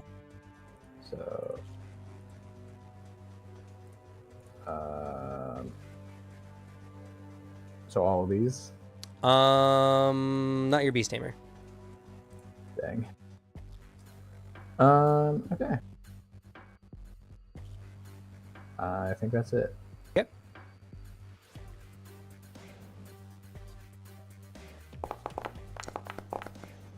We out here. Oh, Almost. unfortunately, he's gonna lose it. You barely lost Yeah. it too. Rip. Real bummer.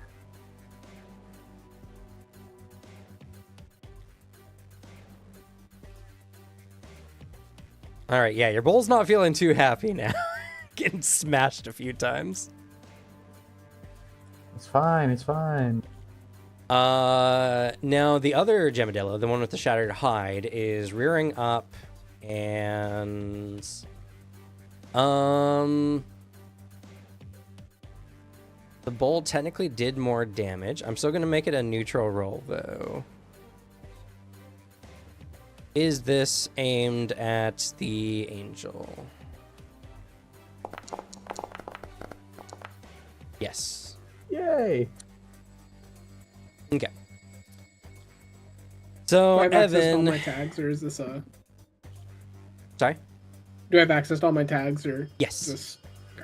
Anyone relevant to the fact that your angel is currently being attacked by razor sharp claws, stone piercing claws. All right. Let's see. If I got access to all my tags, I got this. Well, Lucas- the relevant ones. You're not telling your creature necessarily what to do, but I mean, I have shit like Battle Prodigy, Uncanny Prediction. I'll allow I can- that because uncanny prediction would come into this. Yes. I'm saying you don't have time to like think or look at things. It's just like Yeah. split second reaction. What are you doing? I do have quick reflexes. Your quick reflexes are your characters, not your beasts. Then I'll Whom is the one who's say- being currently attacked? Yeah, I'll say too, because like, he's reacting by like giving himself a little bit more time, slowing down, speeding up, kind of shit. Okay. Yep. He's just very good in physical combat. I agree. All right. Any extra positives or negatives? No, I think you're good. Okay. So no negatives, or still -8. It's the -8. All right, I got a +1. Oh, Oh, Jesus. another 3. That's unfortunate. The claw rips into your angel, dealing it 2 harm. Eesh. Slashed 2.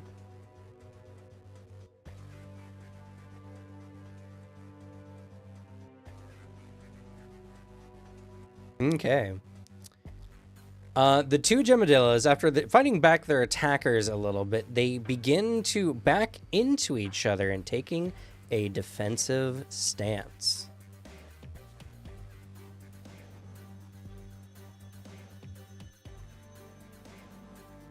Either Annette or Cynthia. You guys get to choose who takes the spotlight. If they're on the defensive, I can always go in and try to heal up. Yeah, it doesn't look like at the moment they're intending on attacking anyone. Though, this is likely to make their defenses stronger.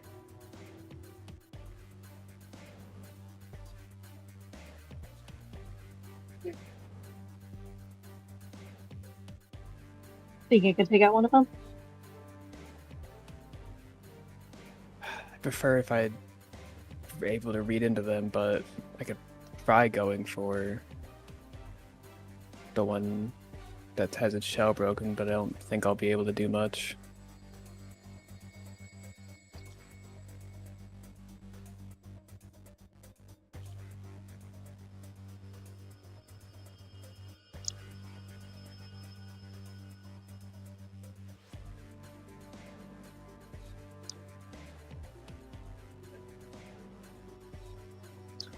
So if I can defensive. DM.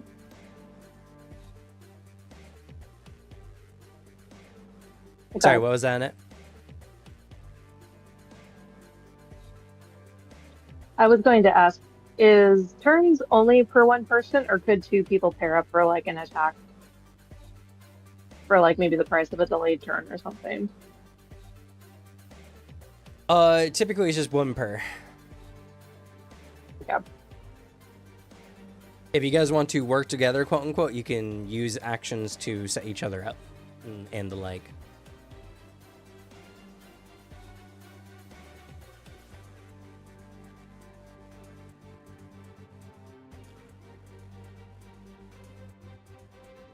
I could always try to set one up.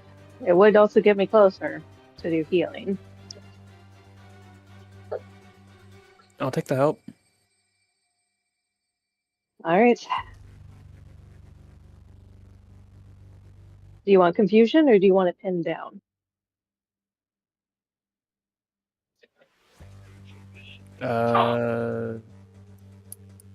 Get it pinned down. Alrighty.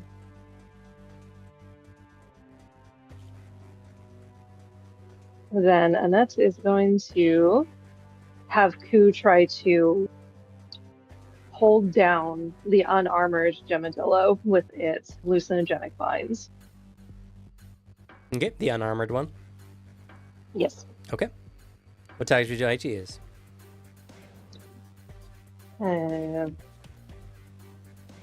Beast Tamer, Chimera Affinity. This is not really an attack, so that's not going to count. Beast Biology. Beast biology is not directly useful in this check. Okay then. Hallucinogenic Roots. Yep. And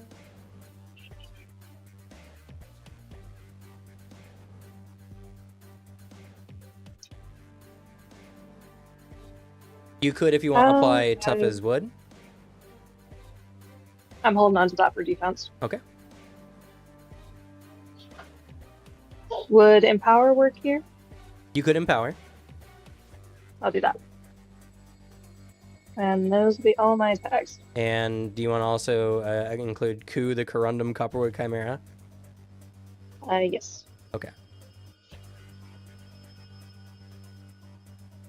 Yep, those are all your tags. Mhm. Okie dokie. This is coming in at a -5. Put 2 at 0.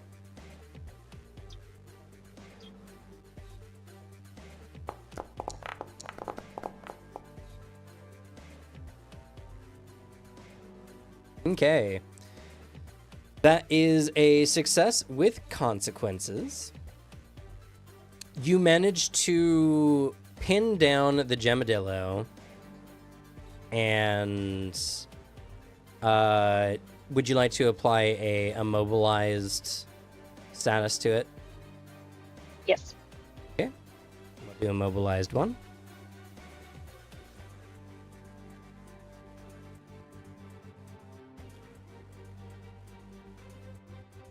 The consequence is using a lesser spirit art, which is your empower in this situation, is draining, as your spiritual body has not been fully developed yet. So you gain a drained one.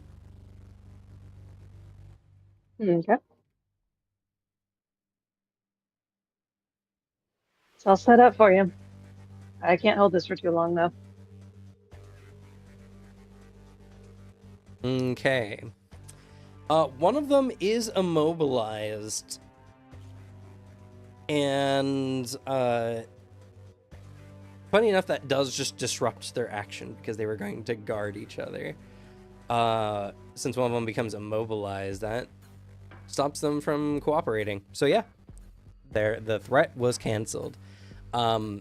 Though, at this, the freed Gemadillo is becoming enraged. And the trapped Gemadillo is going to try to break free from its constraints.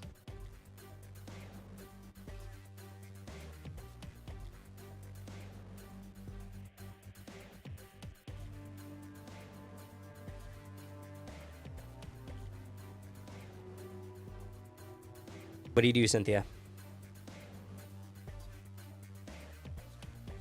Well, boy's just gonna have to fucking clobber. We don't got time for this.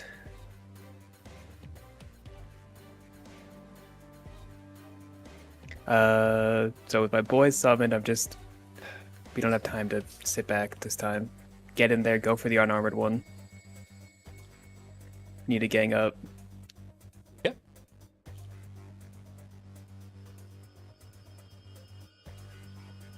And it's gonna run up to it, jump into the air, and then like bring its fist down like over its head to just kind of just fucking smash it on like right on the back. Okay.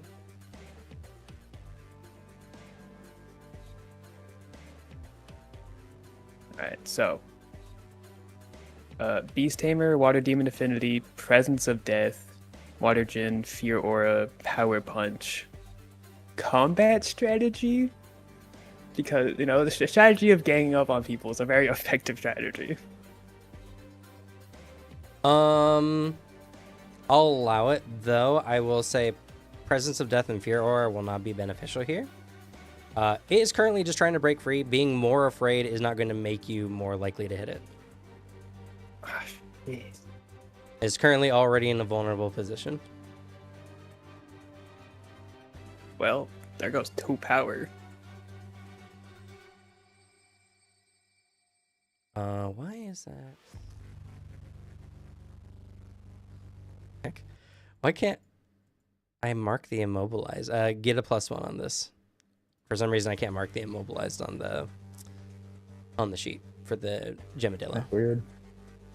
May I petition to get dim light added as a positive tag? Because my character has been previously unannounced and they don't know it's there. It is just running up to it in the middle of all this chaos. I agree. Also, Good Cam, use I of think- using the scene. I think you can't select immobilize because both Gemadillos are technically the same challenge, just duplicated. I mean, yes, but then they should technically like share statuses. I don't know. Yeah. It's really weird. Also, I can't help but notice one of them is not stunned too. Because you didn't stun two. You broke its gem hide instead. Cringe. Beat him up.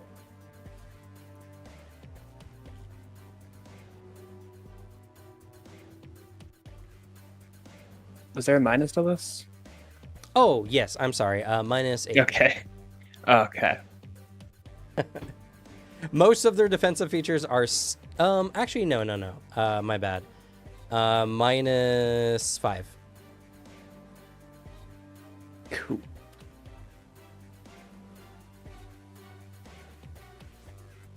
Yep. Man, that loss of fear aura. Oh, yeah, no, it's already there. But that loss of fear aura in presence of death's kind of gonna screw over here. I mean, technically, you only lost 1 net.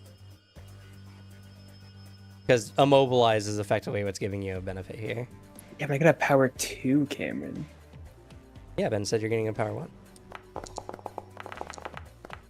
Take my double 8s. You mean double 4s? Double 8s would be impressive on 2d6. That's just how good I am. Okay, that is a success with consequence. So, your Jin, I'm assuming you want to deal damage with this power? Yes. Okay. Your Jin slams into the back of that one, shattering its much less thick hide, giving it a smashed 1 status. But this is with consequences. Your slam in its struggling has freed it from its immobilization. Damn. The other Gemadillo, because it was unaffected by your action, becomes enraged and gains the enraged tag. Okay. My boy The- Vice's turn. Sorry. Oh, yes, you're right. Vice was doing his own thing during this. He has been working on his yak and on his arts.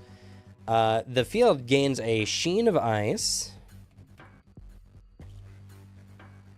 and his yak gains 2 points of ice armor. Wow. Let's go, lads. Wow. All right. Kai, you see that the Gemadillo is enraged before your yak and is currently looking to eliminate threats in its vicinity and is going to smash into Iron Bull here. The other Gemadillo is being surrounded, and it's going to perform an area attack on the people who are currently attacking it, which is currently everyone but Iron Bull. Okay. I think I'm going to be a little crazy with it. Okay. I am going to... I see all this happening. I see sort of everyone ganging up on that one. And I think my dude's looking rough. But the healers join the battle. And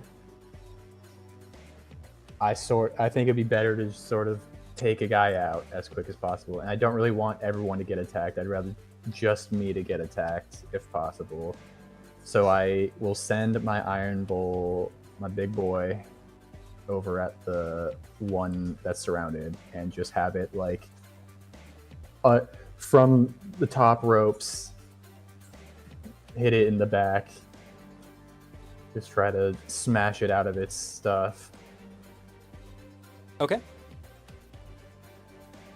Iron Bull turns on the weakened Gemadillo and is going to attempt to plow it over.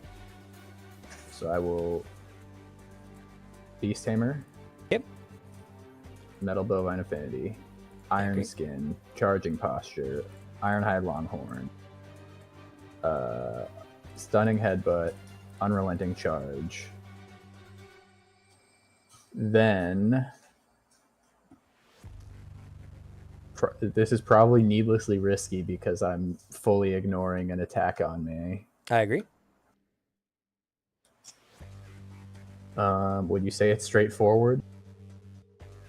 The creatures are not anticipating your action, so straightforward is not negative here.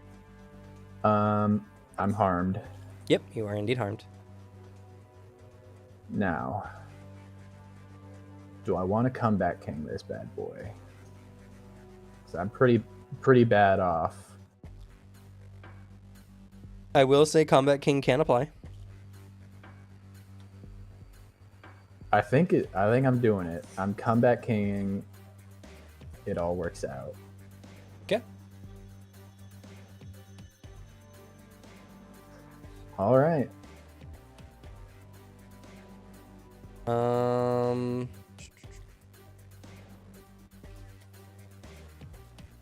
Go ahead and get a +1 because it is currently smashed 1.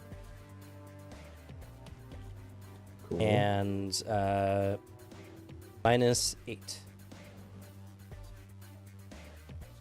-8. Yeah, it's still mostly Guy's defensive quality still. Why was it -5 for slug?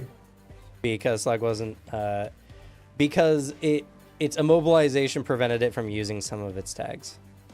I can't believe this. All right. Can I add my good friends tag to this or something? Because everyone's around it and it's focusing on them, not me. Good friends tag. I don't see this on your character sheet. What? My tags and statuses. Oh, you do have it as a status. I don't believe so because I believe that tag is in reference to NPCs. Yeah.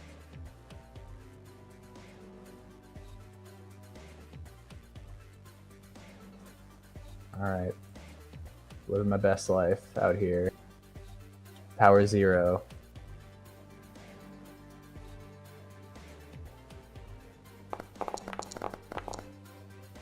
Three kings! 3 king. 3 kings! He's back. Oh, Booter, please.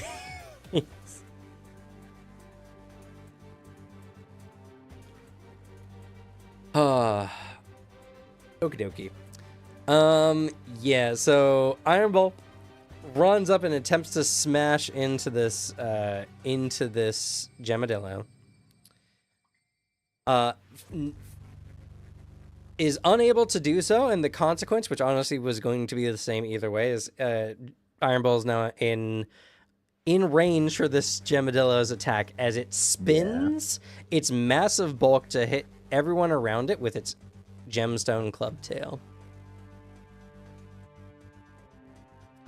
So, Iron Bull, Time Angel, and Water Djinn, you need to react to 2 smashing damage.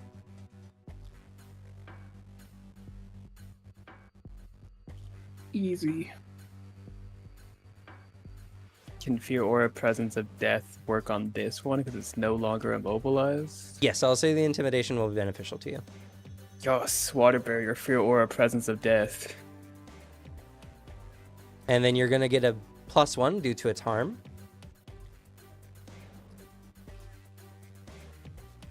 And a -8. Quick reflexes.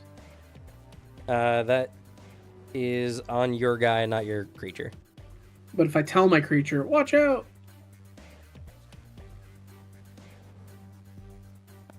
I don't think that's a reflex, unfortunately. I mean, I would say a good reflex is you see a scary twitch and you're like, fuck, get out of there!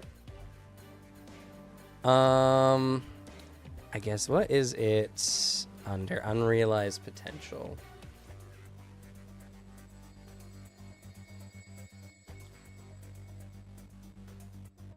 No, Same unfortunately, thing. the precedence is then your creature just has quick reflexes, which is not what it does.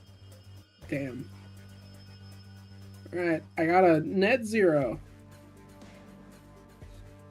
I will say quick reflexes will become handy, especially when you need to start developing more spirit arts, because then, if you have, say, a tamer ability like shielding, then you'll be able to apply it effectively quicker. That'll be good. So, Oh. Not and did you give yourself +1 and -8 on that check?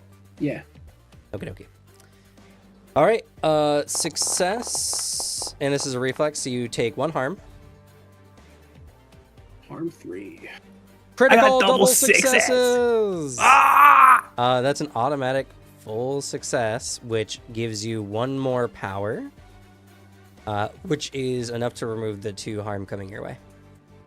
God, I fucking perfect parry that shit. That's hype as hell. Ching. I don't Alright, have any Ironbolt. tags I can use. So it's just -8. Yeah. You can get double 6s. Yeah, you guys are gonna be laughing when I get double 6s. That's not double 6s. God, it would have been insanely funny to get double ones right there. Oh, wait. Actually, it wasn't -8 because this was the creature you were attacking, so all its tags applied to it already. So it Oh. would have been a net 0 actually, but a 5 would not have helped you. Yeah. I caught it, but you still rolled like garbage. Damn. I'm just looking at slugs -8 up there. Sorry? I was No. just looking at slugs. The -8 was only because your creature's action was directly applied against it. Yeah. Oh, it's individual I- creature? That's weird. Well, no. Well, it's 'cause So the you get creature to is doing use all its your stuff. action. His prior roll was against its action that's currently doing, but you haven't rolled against its current action, what it's currently doing. Yeah, I understand. It's just, it's weird. Well, otherwise, I would use up all its tags and stuff, and then you would have all of your tags used against its no tags. Yeah. It's true. All right, you take 2 harm, which upgrades your current harm to 4. I'm doing good, guys. Okay. Virus is gone, right? Oh no, I'm sorry. I also need to attack Iron Bull again because he ignored the Gemadillo attacking him. Yeah. Can I throw my way in front of this attack? I'm going to show an ounce of mercy. I'll let you roll again at a +0 because you're technically already rolling for or already rolled a -8 on a reflex. Let's go, lads. That's what I'm talking about. Okay, that is 1 power, so you take 1 harm. And that doesn't even upgrade anything. It doesn't upgrade anything. Oh, But yeah. if you take any damage, your Iron Bull will go unconscious. All right. And Ice Crino could jump in the way if he had some kind of bodyguard tags or statuses. I see. Currently, he's not positioned in the battlefield to do so.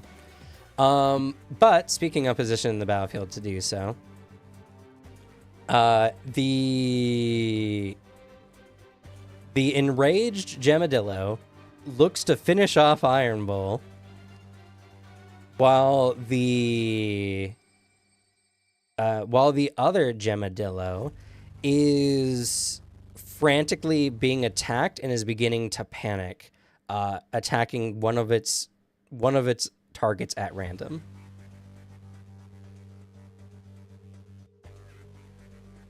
You guys get to choose, besides Kai, who wants to take the spotlight. I have an idea. Go I for also it. have an idea. No, he said first. Surveying the scene, I think Evan comes up with a plan. Because we have 2 creatures that are very much in that state of acting on instinct. Yes. I'd like to attack the panicking one with the specific idea of physically moving it for it to like touch its other armadillo, because my hope is that both of them can lash out at each other. One is trying to like freaking out, like it's just gonna swing. The other one is pissed as hell, not thinking. So trying to collide these 2 creatures together so they both swing at each other. The enraged one is not panicking, so it's unlikely But- to attack its ally. It seems But if pretty an focused. aggressive one bumps into a panicking one, because it's more of like I doubt they're like directly looking at each other. If it's just like, ah, fuck, I feel something like hit me, I'm gonna turn and swing at it. That's what he's trying to aim for. Right, and I'm letting you know it's unlikely to work in that way, at least for the aggressive one. I can say you could definitely make the panicking one strike the enraged one. At least it's possible, Because I'm thinking one hits the other. But yeah, if I shove the aggressive one as hard as I can to the panicking one. Sure, yeah. I'll allow you to attempt to do so. All right. Does this count as quick thinker and creative solutions? I will say yes. I'm directing my Quick way. thinker, creative solutions. I'll also allow you to use your quick reflexes. You're using this moment and you're giving out a command quickly and effectively. Sweet.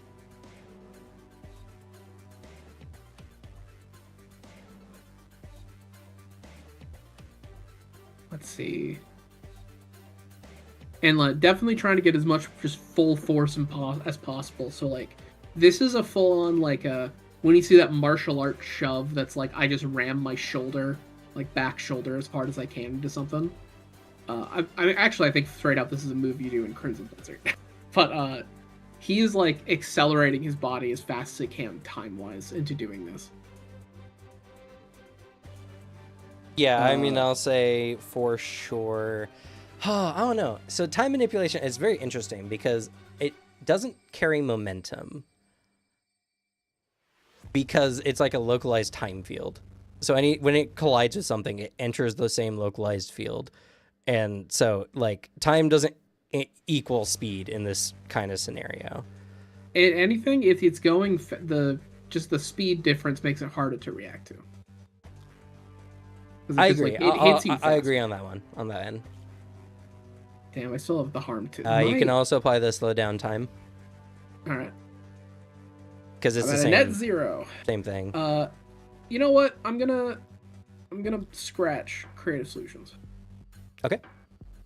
I need something. Unless I can count battle prodigy for this too. This is a battle. I am a prodigy.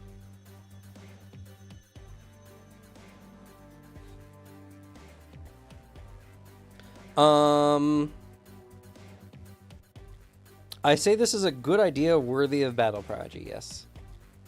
Alright. And I'll also say if you want, you can also apply calm under pressure. Alright, one of your friends is literally like his beast is about to go down.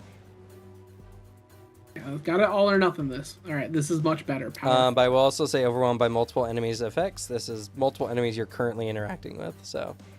I'll take it. I'll improve my Beast Tamer. That's one more improved mark on Beast Tamer. Alright, let's roll. Oh my god.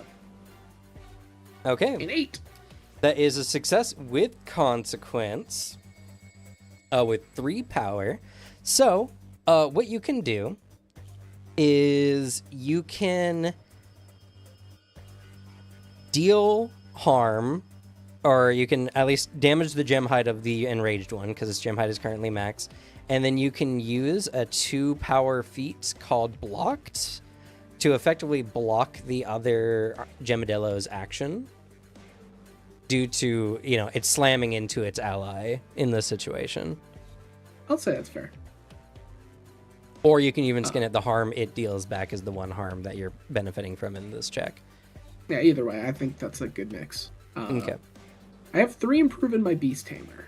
Yep. Go ahead and mark a promise and add a tag, improvements, or weakness. Wait, for Beast Tamer? Yeah, you can add a tag or a weakness or get an improvement. Okay. It's 1 of 3. That's how it is when you get max improve. Yeah, for I don't know if Beast Tamer worked differently, and that is 5 promise. Okay, yeah. Then you'll get a choice on one of those improvements we talked about before. I'm going to add a tag to Time Angel. I have an idea already. Okay. I'm going to give him a rapid punch He attacks you with a barrage very fast. I'm not referencing anything. And as the consequence for this action, since you did roll an 8, I will say that the Gemadillo, even though it did turn its attention on the enraged one and slammed into it, it was overall like not an effective attack against it, so it doesn't do more damage like you are intending to. Okay.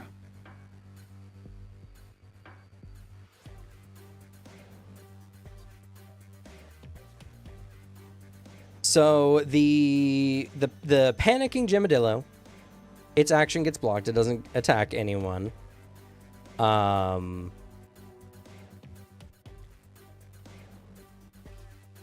But I'm going to say the enraged one being slammed into, it did not like that. It turns on the Time Angel, and even though it wasn't fully stopped for the round, it's now going to slash the Time Angel with its stone piercing claws. Though before, just curious, what tags can go into Beast Tamer? Like, what's the? So we have the 3 presets. Like, what other kind of things can? we do with Sure. this? Beast Tamer is effectively your character's spiritual capacity of being a tamer, as well as involving the knowledge of being a beast tamer. So, for instance, you can do what Annette has done, which is you can learn minor spirit arts or lesser spirit arts, which is like Empower, for instance. These spirit arts are not fully developed yet, and they come with a risk of draining you of your spiritual energy when you use them. You can also give yourself knowledge-related tags to being a beast tamer, like, for instance, knowledge of duels, which would be appropriate for you, or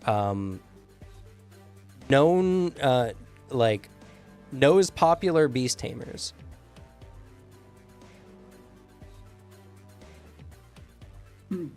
Probably knowledge of duels. I can see that working well. Sure.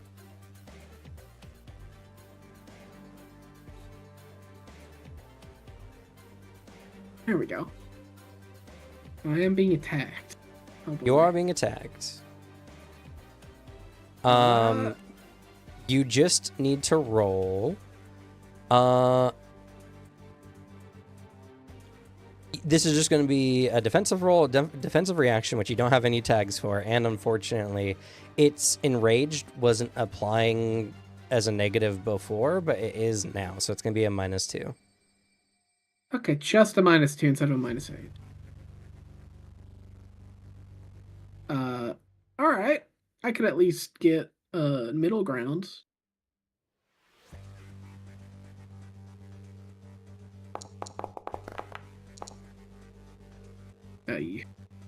You suffer 2 harm, so that upgrades your current harm to 3. So you just fill in the 3 slot. There you go. Okay. You're slashed again, and your angel now has 2 massive gashes.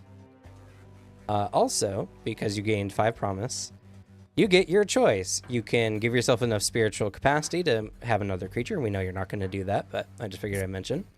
Creature gets a new tag. Oh, you did that one already. Never mind. Yeah, he's got a rapid attack barrage. Yep. Alrighty. I saw that, and I forgot about it instantly. All right. All right, the 2 Gemadillos appear to become exhausted from the short battle. They don't seem like endurance type creatures.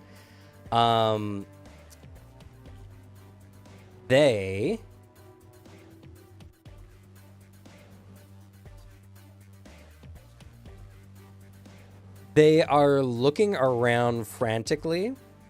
The enraged one is looking to keep attacking Time Angel, but the panicking one looks like he's about to roll up into a ball.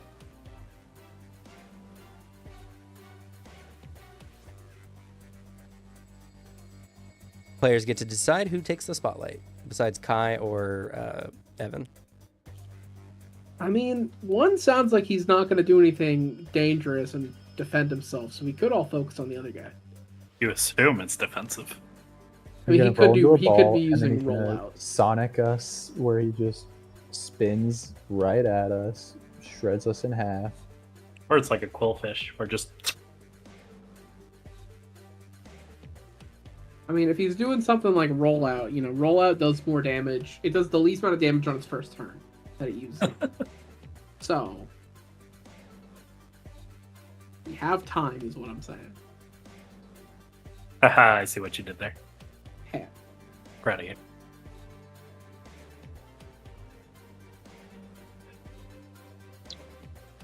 Well, I can always do some healing. Who needs it most? Me. Iron mold, definitely. Yeah. I need it most. My dude got like cut on like a branch as he was running by it earlier. I think he needs it the most. Vice, do it. Attack slug. IRL, not in game. Alright then, if no one objects, I can take my turn and heal up Bull and get him at least a step away from unconscious. Yeah, I believe in Time Angel to survive. Okay. Okay. You can easily see, and I'll make mention of this, that the injury is pretty bad. The injury, the harm, is harm 4, and that's going to be the difficulty you're going to be rolling against for your healing. Okay. In addition, you are drained 1 because of your use of Empower earlier. Yep.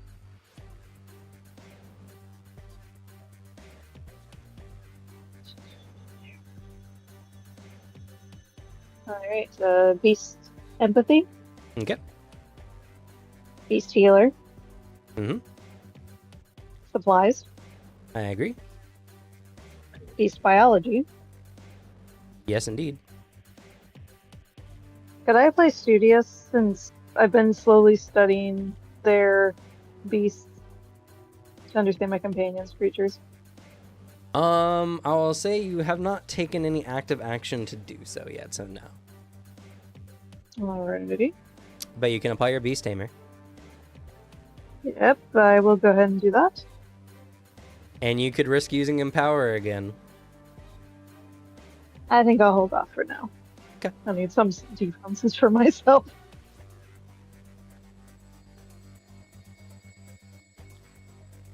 That should be it. Okie dokie. This will be at -4, -1 more for the drain, so this is a +0 roll.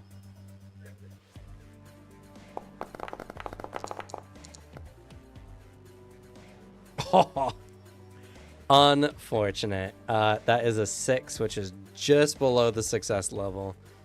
The injury the injury looks pretty severe, and you do not have sufficient enough time to heal it to an amount that would make a difference in this fight.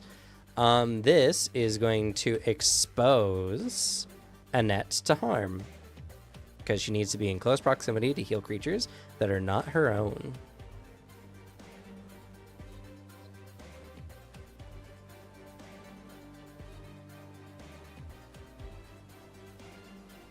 Okay.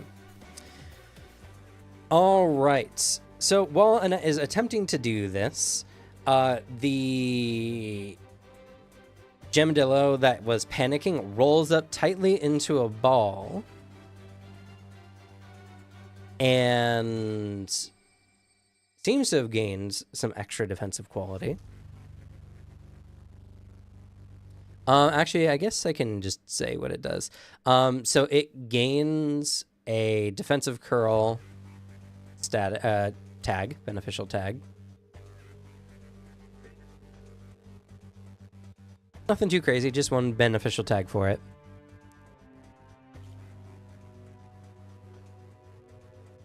It also changes what its actions will be in the combat moving forward. And the enraged Gemadillo is turning on Time Angel and is going to slash him. Uh-oh. Coming at you with a -10 Uh-oh. because of his I have my- enrage. I have my tags again, right? Yes, you have all your tags available to you for this. Okay.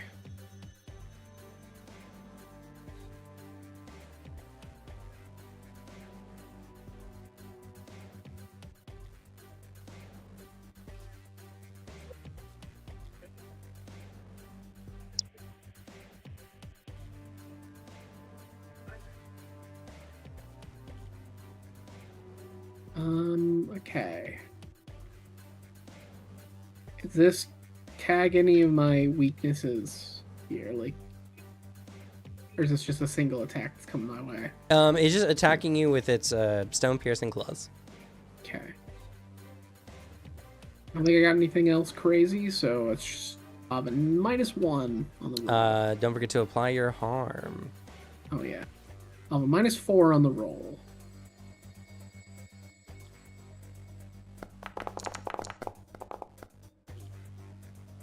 That's a 0. 0. All right, 2 more harm. That upgrades you to 4. Yeah. Okay.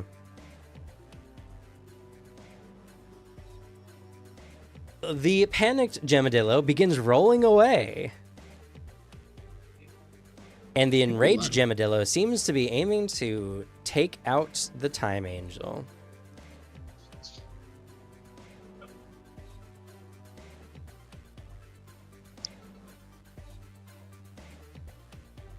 I'm in danger.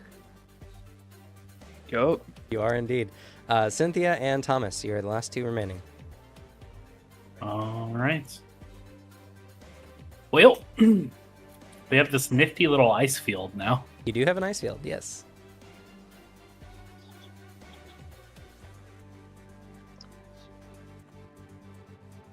Oh, great.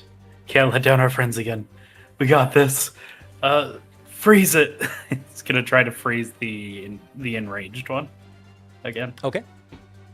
Maybe buffed by the ice field.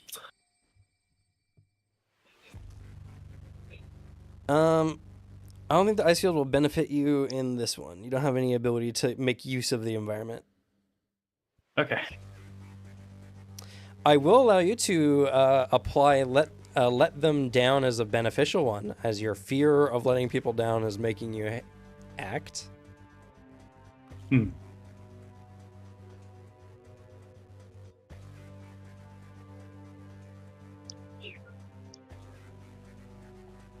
Okay, so I swap it temporarily. I see. Yep.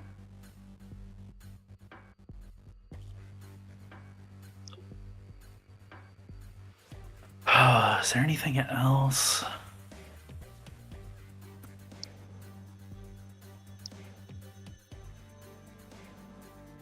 Okay. All right, you're attempting to freeze this Gemadillo. That will be -5.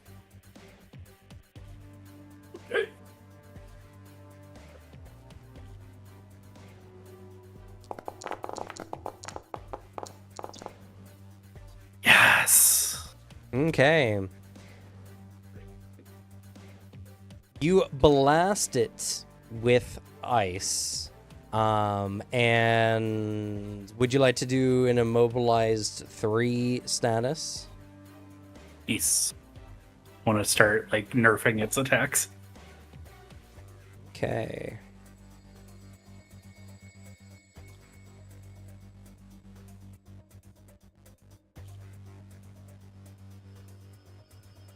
All right.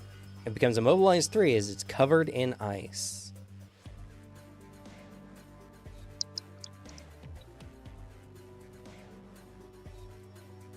Yeah, plain and simple. Not a lot to it. I will say that does disrupt its action, so it doesn't attack the Time Angel as it's hit with a huge gout of ice. The Got you. other Gemadillo begins rolling away. I don't see any reason to kill it. If it's running away, it's running away. Yeah, I think we're good. Yeah. Okay, well, if no one has any intent on pursuing it or anything, then... Probably got a bunch of materials on it. If you want to go kill it, you can run after it. Yeah, go have fun. I'm just gonna roll a 3. Also, I'll well, just- for now, I'm going to give it the distance 3 status. And it'll leave the scene You at did say distance it. 5. You did say when his hide was shattered, pieces fell to the ground? Yes. Okay.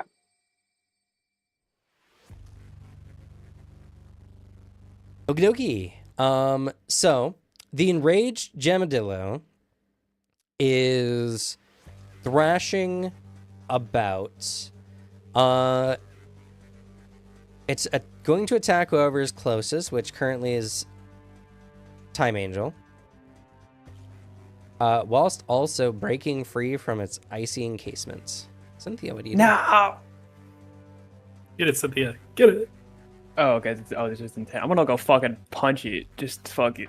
Rah. Okay. Just fucking raw. Got it.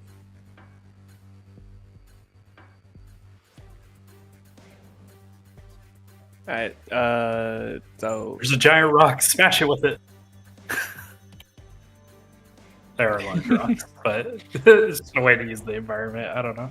Yeah, unfortunately, I think you would need Yeah. to pull the rocks out before you could use them as a beneficial tag. yeah. Damn. So Beast Tamer, Water Demon Affinity. I don't think Presence of Death because it's already immobilized just like last time. I will say yes because that can interfere with its attack action. So, And also Fear Aura, Power Punch, Water Gin. yep. Hey, Turning Beasts. I didn't give it the specific command to use Water Barrier as like a screen, but like, can I do that anyways? No. Yeah, that's fair. I let you use it last time because your last reaction literally used the water barrier, so it was a good tactic to punch through it after its reaction. But That's fair. Combat strategy? I don't think so. No particular strategy is being currently used. In fact, I believe your exact words: "Attack it or fuck it raw." I guess. So,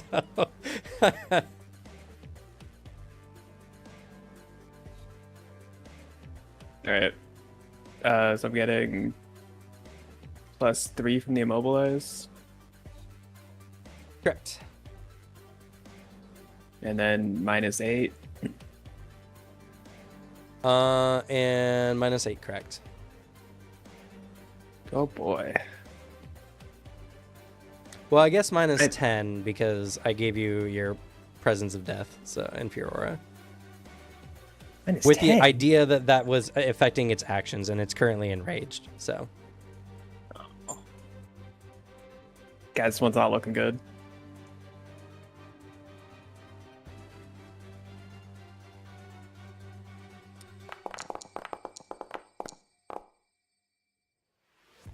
oh Damn, that was close. damn, your weakness I know.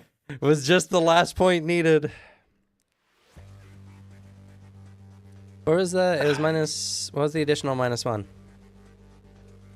Is it -10 for the Okay. B? Oh, your weakness. Never mind. I'm dumb. Yeah, you. I'm dumb. I was just like, okay, -10 because that's what was in my brain. Like -10 was the thing. Okay, your Jin slams into the beast. Though the sheer amount of ice is also somewhat protecting it, and due to its dense hide, you're not able to generate enough power to deal damage.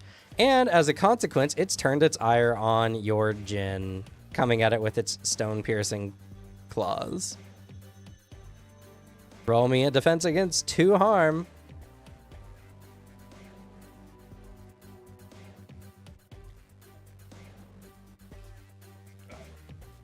Water barrier. I don't have anything else to put up against this. Okay. Oh, you get no negative tags to this, so +1.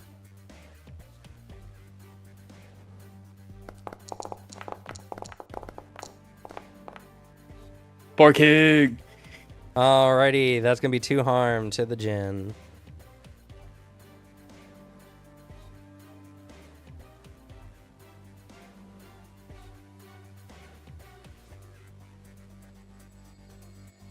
Okay. End of the round. Vice gets to do some stuff. He adds to the scene Ice Spires. Wow. Thank you, man. You're doing such a good job. And his Yak gains Ice Spikes. That's his turn. I just look over at him, just such disappointing look. Hiding in the bushes watching this happen. It's actually charging up. Yeah, It's about to So go hopeful. crazy. It's just disappointing. Don't worry, he can solo after 5 rounds. what a good game.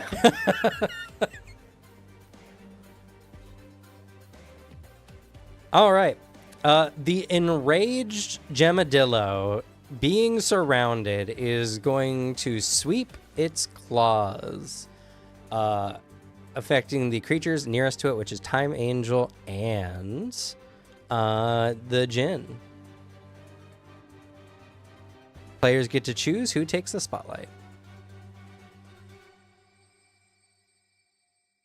You want to deal with it, Alex? Anyone else got to play it? I mean, my only idea is to fight it or try to get away from it, because my Time Angel's at harm 4. Like, Oh, my gonna- apologies. It gets to do its action. Also, it removed some of the immobilize that it had. Reduces its immobilize by 1. Whoa. This big problem is if I swing at it, I'm probably rolling with like a -2 or 1. Yeah, same. I think I need to just get my fucking setup off finally. I could probably try to stop the thing though. Yeah, He has been the needs to most be dealt with successful so now. far. You do that. Okay, stop it from doing an area attack at the very least. He's like, oh god, it's gonna attack everybody. Carino, tackle it! He's gonna try and like bulldoze into this creature. Okay. We're gonna be utilizing Cold Body. Intensify the cold. Trying to protect people. I agree. Let's see.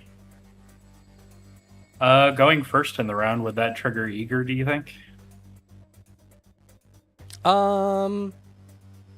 No, because the eager is applying to your well-meaning personality. So, Okay. not quite.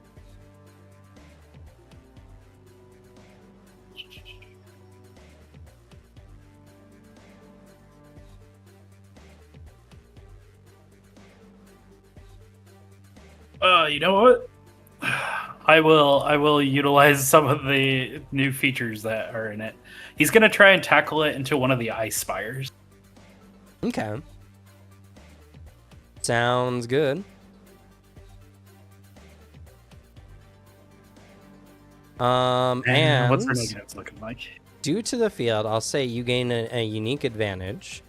The ice field is beneficial to your creature because your Ice Carino has sure footing. Yes. So the creature is dealing with the icy terrain. It does need to move, and that is a problem for it.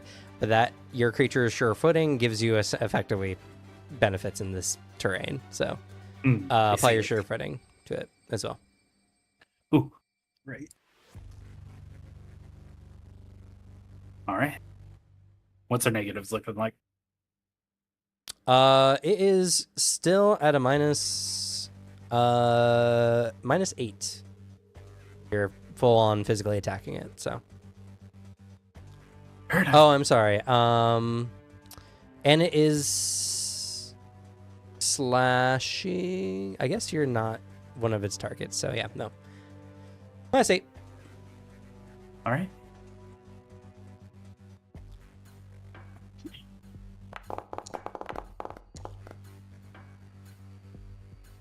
Success, That's barely. enough. Okay. You slam it. You can do a harm, which will reduce its current gem hide by 1 level. Yeah, that's pretty much like the best I think you can do. Not enough to add a new tag to the scene. It's fine. We got to pierce this defense somehow, so.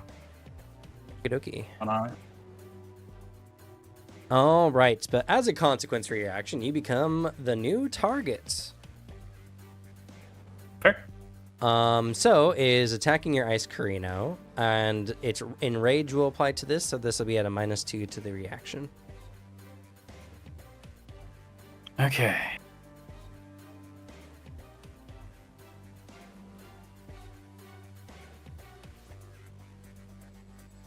I think as a part of the reaction, can I throw beast repellent at it? No. Okay. That would be an action.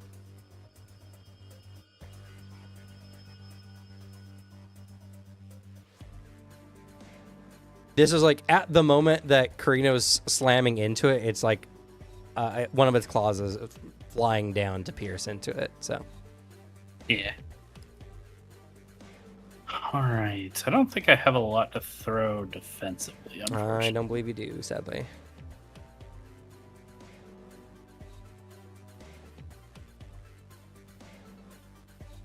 Oh, you might have to turn off Ice Field and Ice Fires. Oh, yes, indeed I will have to. Thank you for reminding me. Okay, day.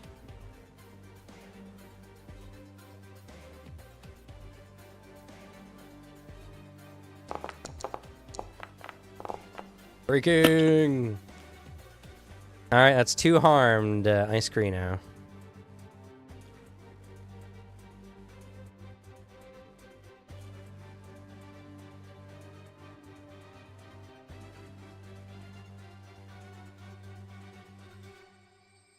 Okay. All right. The enraged Gemadillo being slammed into this ice pillar is on unstable ground and is trying to get its footing. It is at this moment purely trying to remove its immobilization and do something else to the field. Players get to choose who takes the spotlight.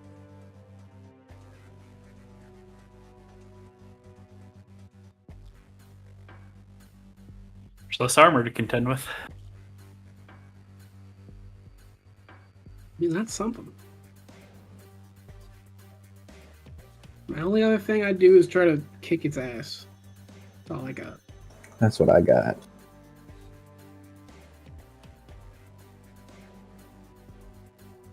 I could either try to attempt to heal someone again, or I can try to increase its immobilization.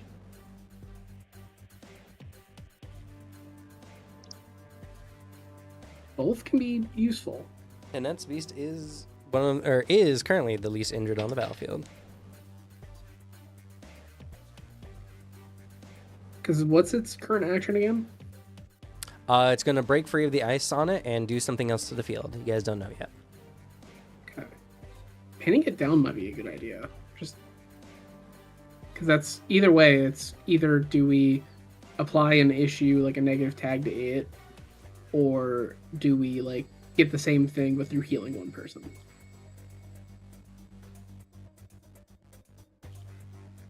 If we can immobilize it, it would buy us more time.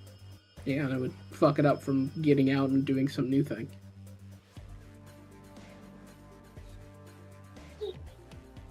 Okay. No one else has any objections? Okay, no objections.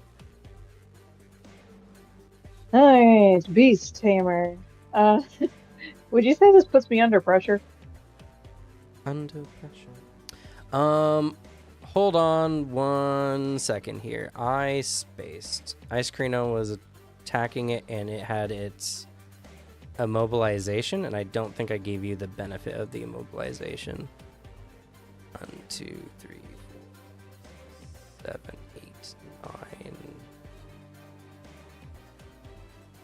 9. And its immobilization was it 2 or 1 on that turn? It had reduced it by 1, so it was 2. Because it started out at 3. Right. And it was just because it removed it during Slug's action. Yeah, it should be 2. Right. Yeah, those two. Okay, so actually that would have given you 2 more power to your check. Would have been a 9, so still a success with consequence, but you would have 2 more power, so you could... Oh, let's shatter the whole armor. Okay, Gemhide is gone, and you just want to do 1 harm to it as well? Sure. Okay. Stabbed 1. That was my bad. I had forgotten about its immobilization. No worries. So, sorry there, Annette. So, Beast Tamer. Would, technically because everyone is getting really injured, would this put me under pressure? Yes, I would say under pressure it does apply. Okay. Wood Chimera Affinity. Tough as wood. I don't think Chimera Whisper applies to this. I mean, I think it benefits you whenever you're telling your Chimera to do something. Okay. Beast Biology. You're not really applying a certain biological effect against this creature, so... Okay. Coup, Hallucinogenic Roots. Yep.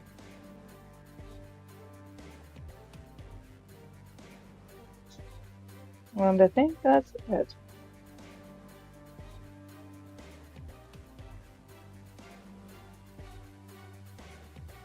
Okie dokie, would you like to burn any tags? Let's burn the Chimera Whisper. Okay. Alright. You will get 2 positive for its current immobilized status. And then a -8. Or no, -5. Yes, because you're not directly harming its shell. You're just pinning it down. Okay. Yes. That's 4 power.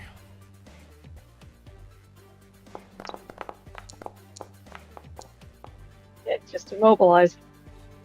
Okay, that is a complete success, no consequences. 4 power. So you can apply all that power to make it immobilized 4. Yes, I will do that. Okay. It attempts to break free from its binds, but roots come up and begin wrapping this creature up, immobilizing it pretty thoroughly. That deals with the threat, so its action does not go off. Its next action is honestly much the same. It's going to try to break free from its bonds. So, players get to choose who takes the spotlight. Kick its ass. It's nerfed. It's nerfed into the ground. Time to start swinging. Yeah. Gonna beat its ass. Or try to.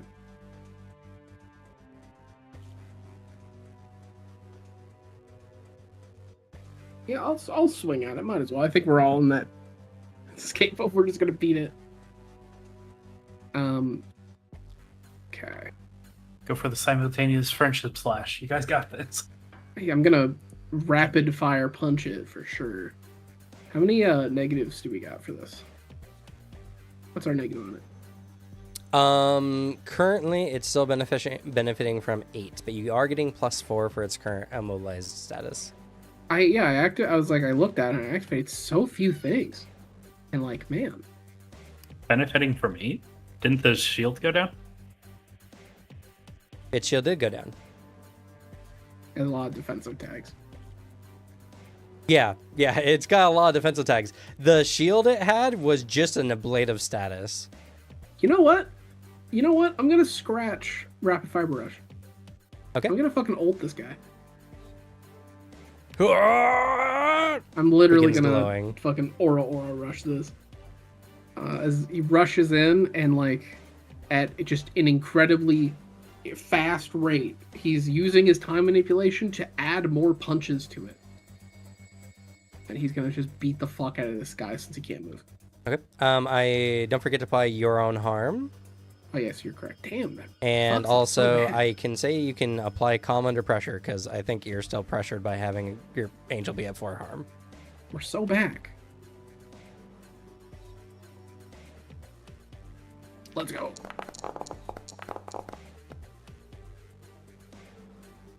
That's All power right. 4. Doing it on pure damage. Pure damage. All right, that upgrades it to 4 harm. It is looking pretty beat, but not completely defeated yet. Alright, it's got a big negative to its actions now. And it's unable to break itself free while getting its shit kicked in, so. More or less the same for the next round. It's trying to break free from its current bonds. Jin, put on the pressure. Go.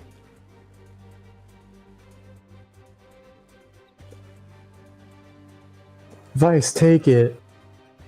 How dare you? Now's the time. Explode. Well, he needs another round to set up first. He's in such a fun thing because he can get XP gain from this, but like he didn't touch it. Or is it XP gain because he has to like hit the monster at least once to get a fraction of it? Yeah, which Pokemon are we going in? Technically, it's benefiting because it did apply an ice field. Damn. I mean, No, it was used by another player, so was used- technically. And Ice so were the pillars ice as well. pillars. true. You know what? He just needs to get good at speeding this shit up. Look, this guy is my greatest support ever. We'll have you say nothing wrong about him. Yeah, he's a great support after he has 3 times to amp it up.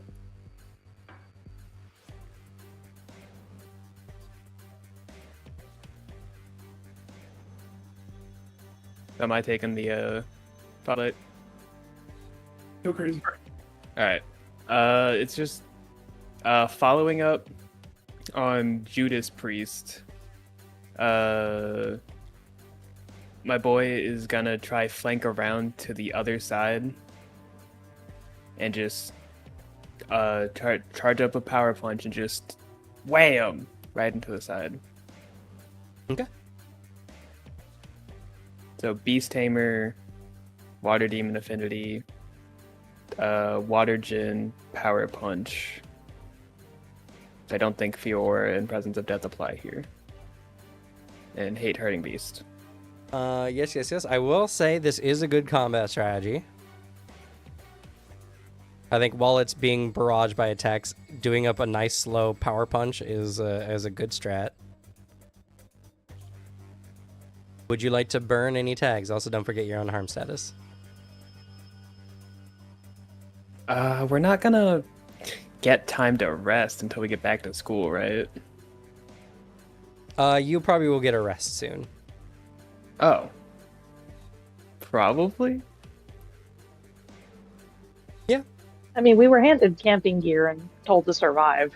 That's true. What if I do something stupid and burn Power Punch? Do it. I burned Rapid Fire Punch. It still has 8 defense, but you are getting +4 from its current statuses, so.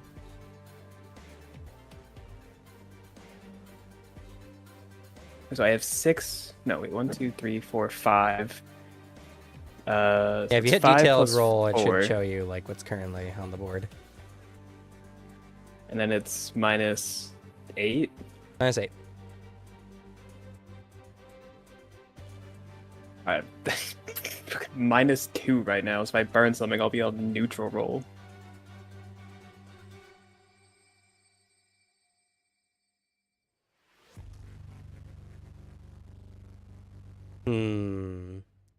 Considering the situation... Yeah, there's not a lot to be gained other than just filling out its damage more.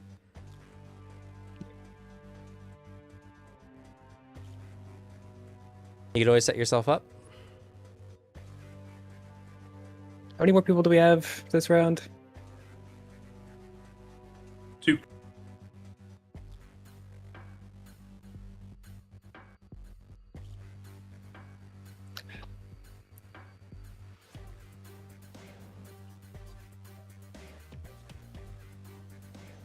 Yeah, its dense hide and bulk seems to be its greatest defensive qualities. Yeah, I need to set up. I can't just...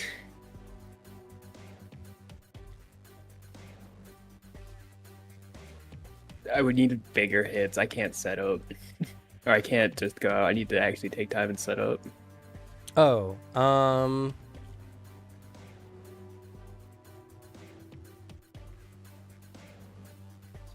I'm mistaken. I was mistaken a while ago. I forgot.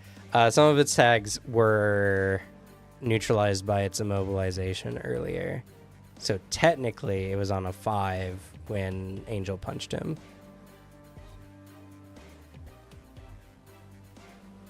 Which would have given you 3 more power. Oh, Oh. I had forgotten my tags.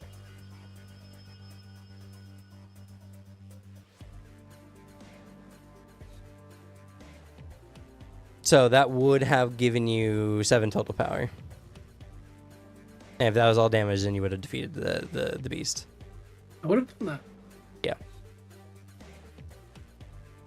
So, I mean, if we're cutting to that, it is just like he is absolutely punch barrage until it just like gets knocked back, like hits a tree, and then just slumps over.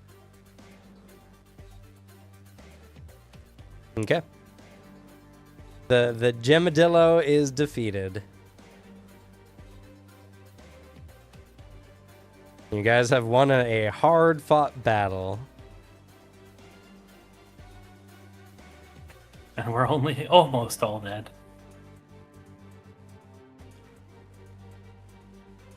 Okay.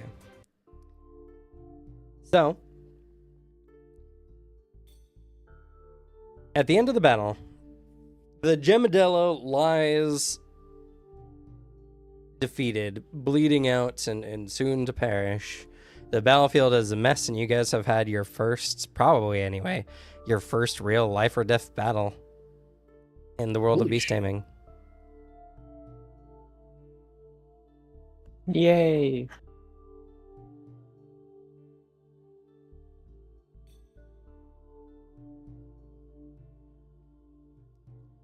An incredibly hard fought battle.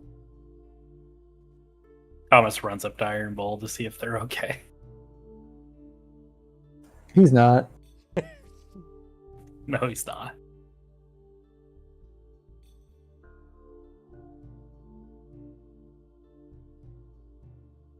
I'd like to take a look at the wound on the Gemadillo. Okay, sure. And you're taking a look at the what on the Gemadillo? The injuries. See if it's something I could patch up so that when they wake up, they can just run off. Okay. It has a large amount of internal injuries. This is pretty severe. It would be very difficult with your current items and powers to heal it to a point that it would survive. Yeah, I kind of just come up next to her, and I would like to use Beast Scholar and Identify Enhancement resources to do just that. Okay. All right.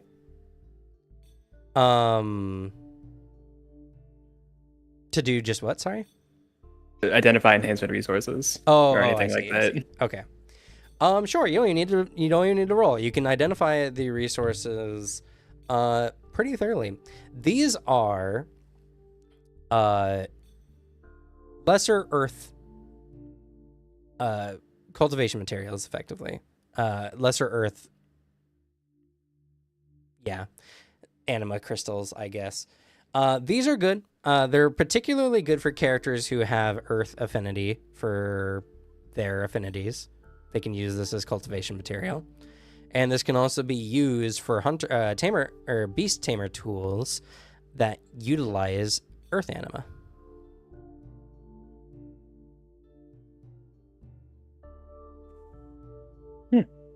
And that's the only one here with. Oh, sorry.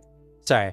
Annette, also, these Gemadillos are lithivores. They eat precious gemstone materials, many of which are very rich in earth anima. Ah, So if we were to dissect this thing, we would probably find some decent contents in its stomach. It's possible. They usually metabolize them for their gem hides, which is the material you guys were dealing with. But if there are gemadillos around, that must mean they have a food source nearby. And also probably more of them. Yeah, from what you know of gemadillos, since they are local to the Tensura region, they don't usually move in groups much larger than like a few. 2 to 3 on average, sometimes less.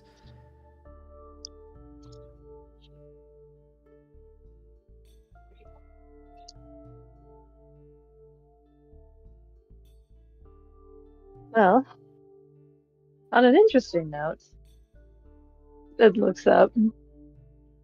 They do ingest precious materials. Yeah. Like these And right I here say, are good for like wood or earth beasts. not true, but this also means that their food source is materials like this. And as I say this, I raise my voice a little louder in case someone's looking for treasure or precious materials.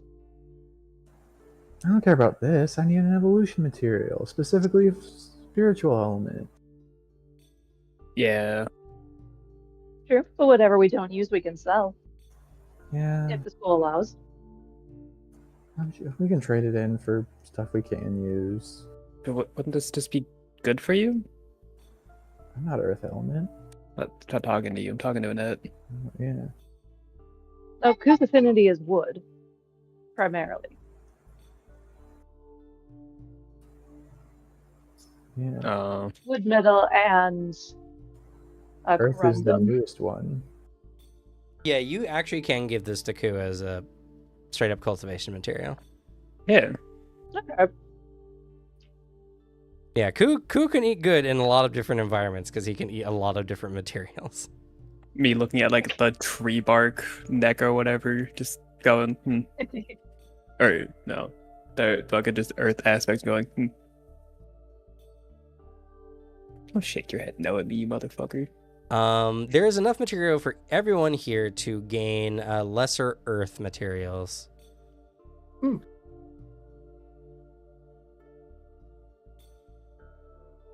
But if we want to see if we can find the food source, that might give us a few more. I mean, we do have a recently fresh rolling trail. Yeah. I guess I'll give my lesser Earth material to Annette and pay back the one that I was given before.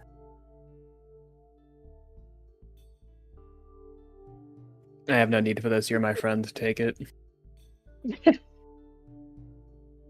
Looks back at Kai. I thought you wanted to create all these different creatures with elements.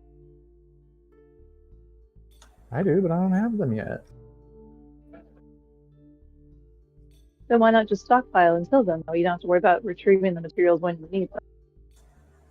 Well, that'd be a waste of materials because if I have them, I should just trade them for something I can use now.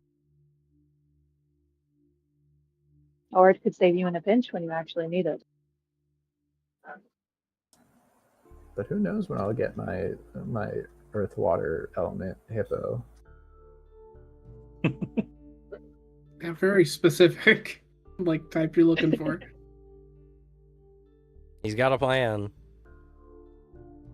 I'd say Give him definitely. that. Alright. I'll take this, but I will hold on to it for you, so you do not wish for yourself. And she opens the beast gate and she puts a box in there with Kai's name on it and just throws it in there and shuts the lid. Kai just shrugs. You can also have my materials. I don't have any plans for Earth, so shrug. Well, can you trade guys- them. You guys can trade these to the school for just standard cultivation materials. Or you can even sell them for wealth. Yeah, I stand by my decision. I'm keeping my shit.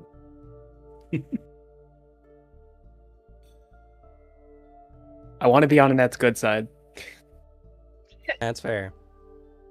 What do you mean? I want to be on your good side. You one-shot things, usually. Yeah, that's why I want to be on your good side in case that one-shotting doesn't work.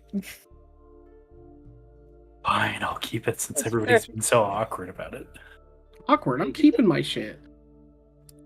You're the most awkward. All right, Annette, you're getting less earth materials ×3. Yep. She does keep one of those materials separated in a box. Okay, I'll give you ×2, and then I'll put Kai's lesser earth material. Maybe I should just make it in a tag, just labeled Kai's box. And just add her materials to it for him.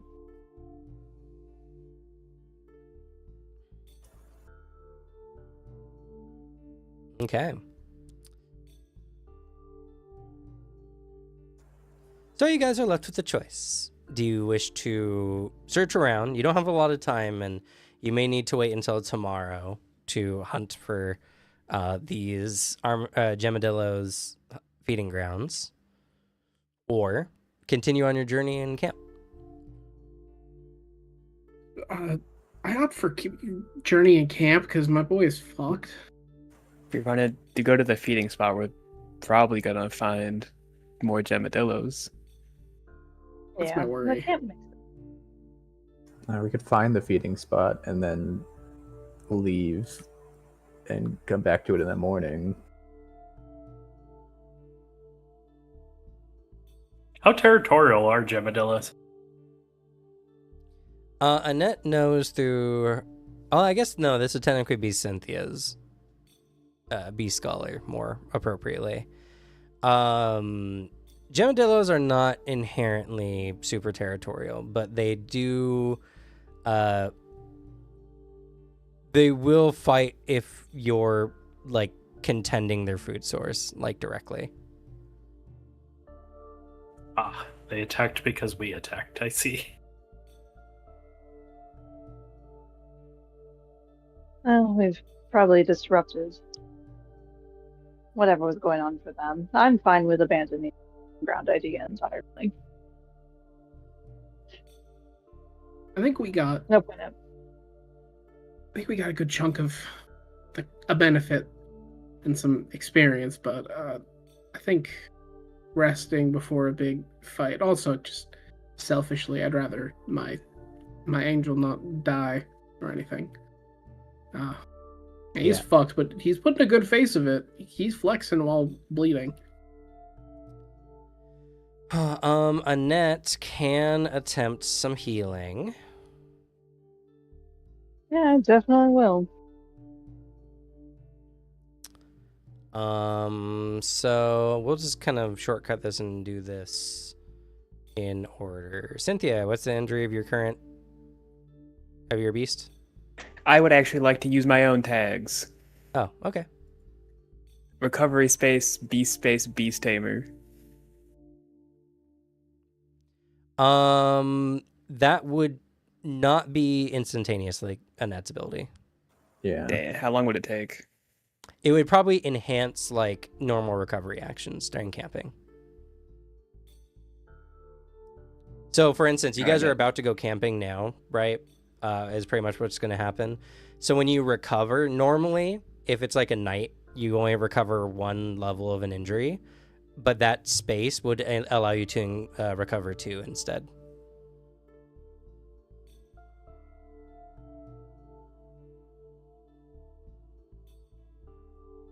All right, you can roll it. Okay, what's your current injury? 2. 2?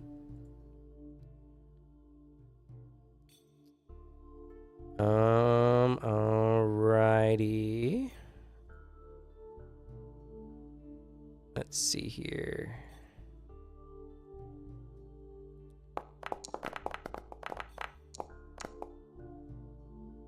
Okay, success, no consequences. She reduces the injury by 1.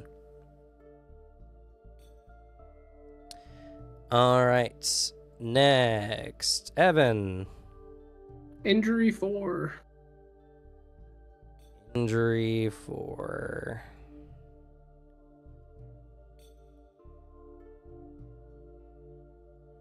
This is a -1.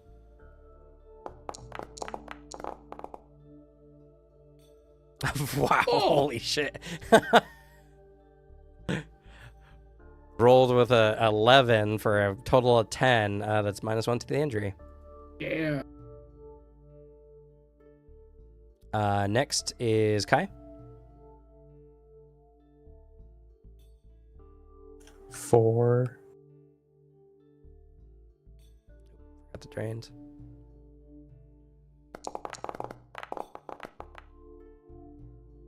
Okay.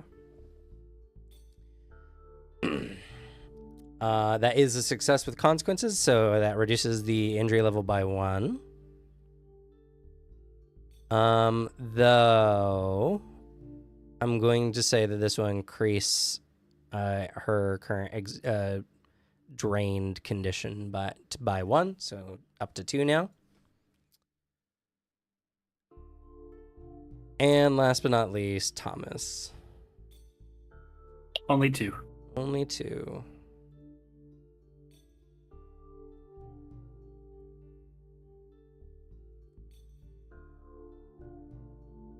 And this is a net 0.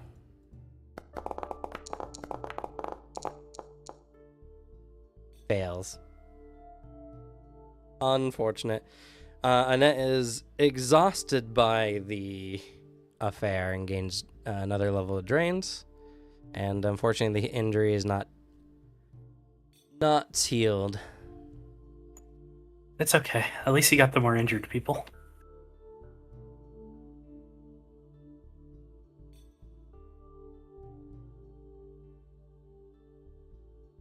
Maybe with some rest, I'll feel better.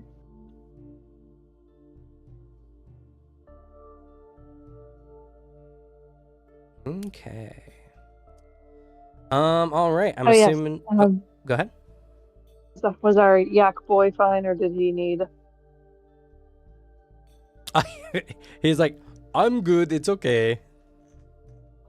Okay.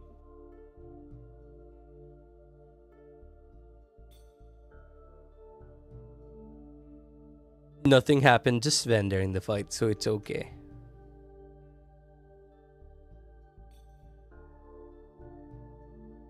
I just look at Evan. I look at Cynthia. I agree.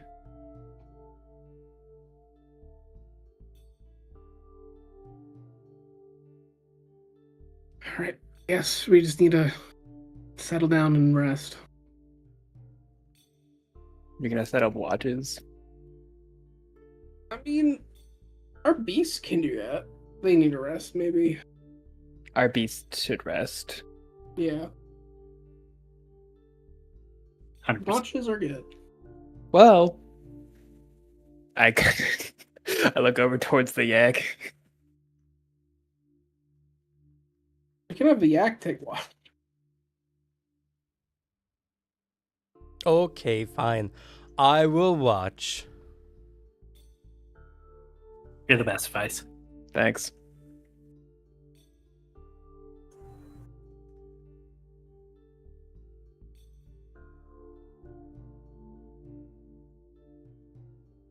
Right. So you guys go. Travel a little bit further before night falls. Do you, if anything, do something to set up camp?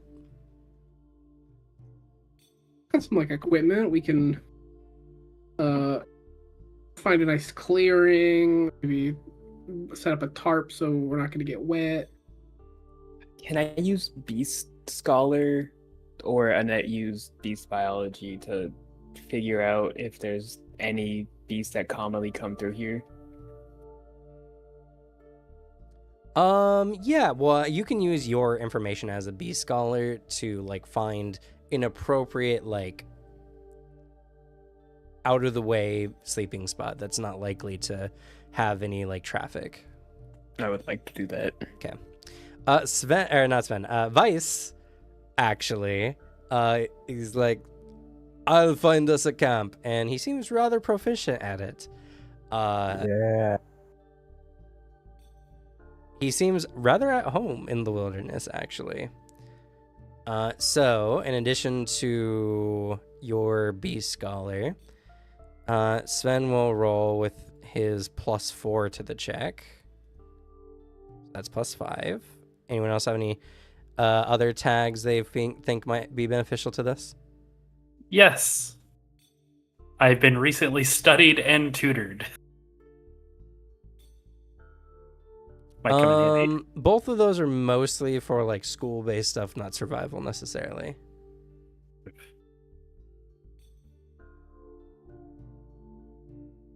I'm a beast tamer.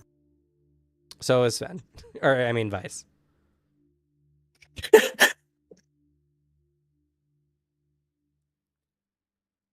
Yeah, I got none, but other than like quick thinker or sharp eye, so I can look at something and like catch a detail that someone else might not. Yeah, I'll say share prize will apply. All right, I'll help with that. Okay. And roll like garbage. Still got 10 though. Let's go. Alrighty. You get to apply 3 additional tags to your camp. Safe. I'll do well hidden.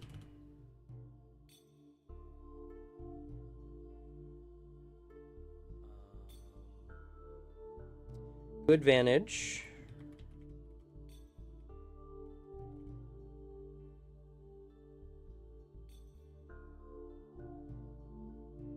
And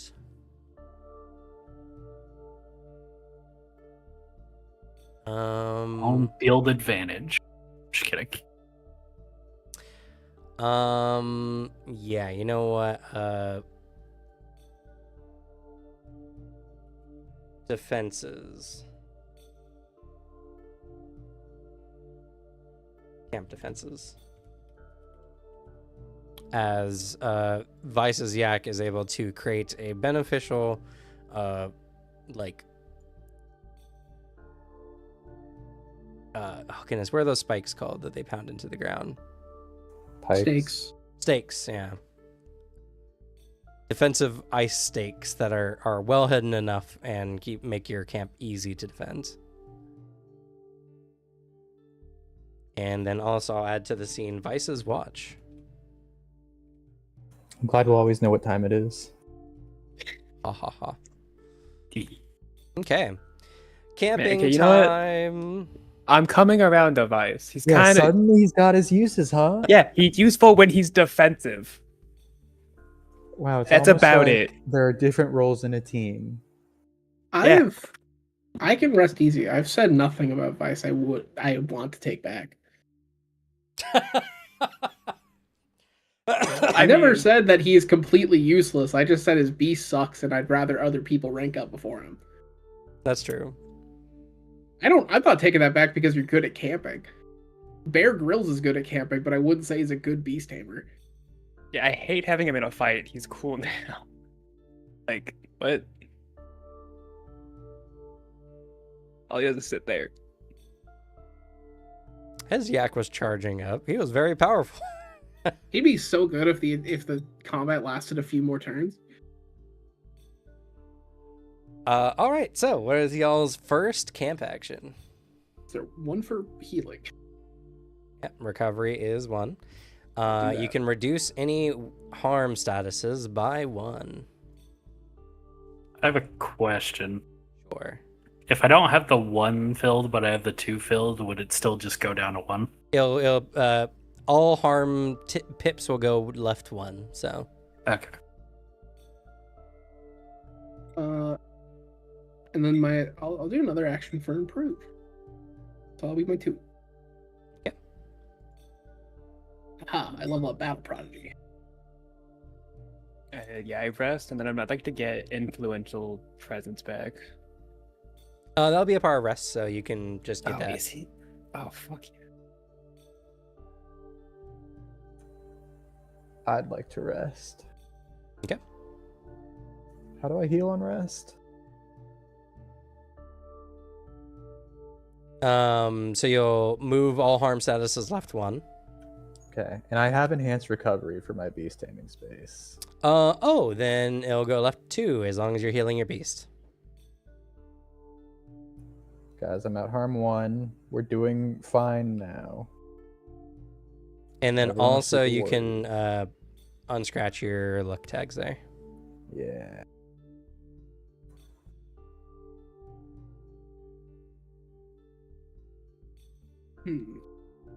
Gotta come up with a new tag for my battle prodigy. Annette, would you like to rest to get rid of your drained and to give your Chimera Whisperer back? Please. Also, I have a question. Sure. With us fighting this last set of beasts, would that count towards my goal of studying monsters? I would say the Gemadillos were worth studying for sure. So Ooh. yeah, you can get a milestone for that. Were Speaking they of, uncommon or rare? They are not uncommon or rare, No, they unfortunately. were common. I fought Speaking strong of, enemies, right? I have my goal of apply myself to something, like actually try to take something a bit serious. I would say I was taking that a bit serious. I was trying to save my friends and not die. And it was fight related. So I'll allow you to choose, but the context must be that you're taking this test seriously. Because the context behind it is like you're finding a purpose for yourself. I mean, I would say that's fair. Because, like, he's taking it a bit more seriously because he didn't think we'd encounter something, like, super deadly like that. Yeah. I mean, like I said, I think I don't have a problem with it, but it's the context that matters. So Yeah, I get you. it's less of I fought for my friends and more of like, is he starting to take this all more seriously? A bit. He's gaining. It's like the thing of school sucks, but like I should maybe lock it in a little bit if we're gonna like if there's I and other people like depend on this. Sure. More reason to give a shit, but like doesn't mean I want to go to class tomorrow. Yeah, that's right. I mean, you can take something seriously and still be lazy about it. Oh, 100%. I do that all the time. So, you know. Did I use luck well in battle? Use luck well in battle. What a weird goal. I'll say yes. You suggested it. Well, yeah, because right, like it's more like under the context that you know what your power is and Yeah. that you're using, because your lucky start did actually do like it kind of got lost in the mix, right? But your lucky start did do probably some of the most successful like against one of the Gemadillos at the beginning. Exactly. Because you got 4 power against a Gemadillo in your first attack, which is only matched, I think, 2 other times during the entire battle. Yeah. So, I'll say, I didn't yeah, even that get a lucky start consequence. definitely worked very well. Woo. We're making our way up in the world, guys. I've come up with my new tag. It keeps coming up for reasons to want it. Evan now has an excellent memory. Ooh, that's a good one. Also, did you mark up a milestone for fight strong enemies, Booter? I did. Okay. Because I agree. Yeah. If Metal Fish was a strong enough enemy, so are these guys. Well, these guys are stronger than Metalfish. Exactly. I will say these are just like mid-tier adventure level beasts. Yeah. And I held my own. I was the tank. You did tank. You did create some opportunities for your allies to do stuff. So, which honestly, I kind of got lost in the sauce as well because your taunt should have applied a little bit more, but only like one more time, if I'm gonna be honest. Would my quest from learn from other ice monsters benefit here? Because kind of seeing like how changing the environment could improve what you can do in the moment.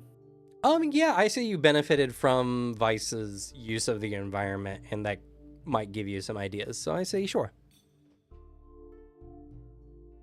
Nice.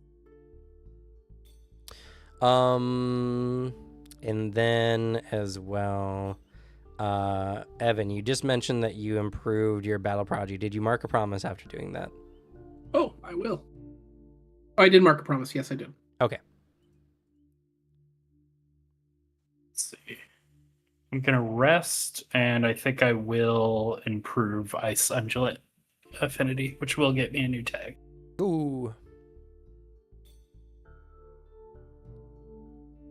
Annette, what is your second activity? I think I'll work to improve my trait. Okay. I already know what the new tag's gonna be. Oh, I guess my companion needs the bodyguard trait, right? Yeah. Which you'll need to probably get through getting 5 promise.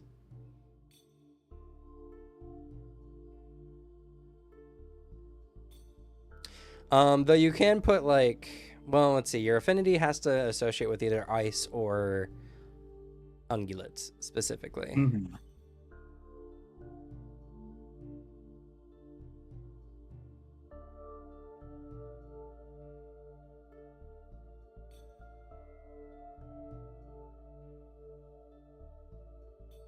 Cynthia, did you do 2 actions? Improved my water demon affinity. Okay. For the second one. Has everyone done their second action at least? Not me. I'm improving. Okay.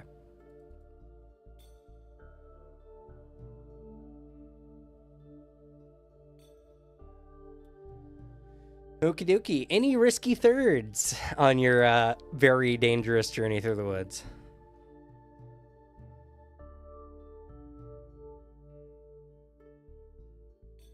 Nope. Go play I'm it at. safe.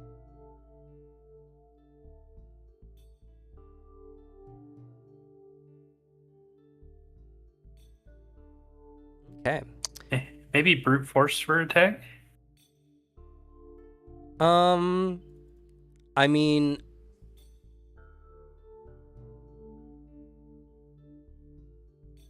probably. I mean, that could work.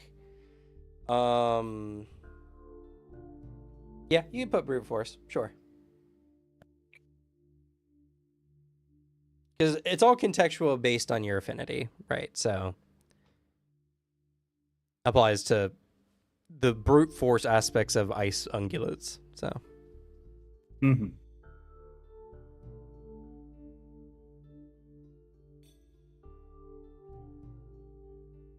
okay. All right. I know it's the end of the session, but real quick, I want to leave us with a quick cliffhanger potentially. Does something happen? Let's see here. We'll do well hidden, good vantage point, camp defenses, vices, watch. The force will be a beneficial tag for you guys in this situation. But there are 6 of you. Maybe I will do risky third. You're gonna exhaust yourself in the middle of the woods. Yeah, I could bond with Vice. You're gonna distract him on his watch? I suppose not. He's got to be locked in. I won't do it, I guess. Okay. Let's see, -5.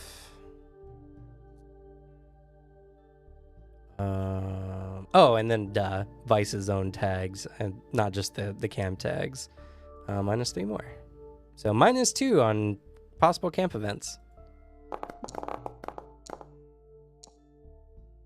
Failure, which means success. Nothing happens.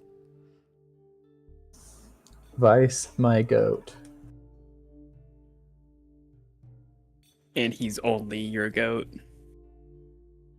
Okay.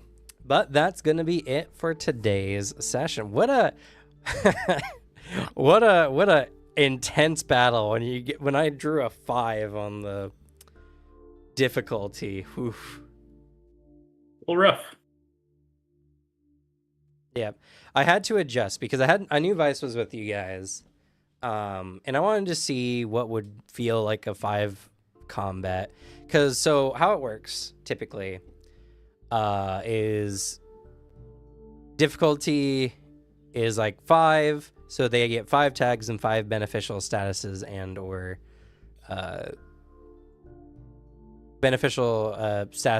additional tags. So they had 10, but some of them were not orientated towards combat necessarily for these creatures specifically. And I, rather than Gemhide being like a defensive tag that just made their defense insanely high, I just turned it into an ablative status instead, giving you guys a little bit more benefit so that they weren't impossible to hit, but you just had to hit them more to take them down. And then throwing 2 in for the number of people, and then they did have an adventure level quality, but that was their Gemhide.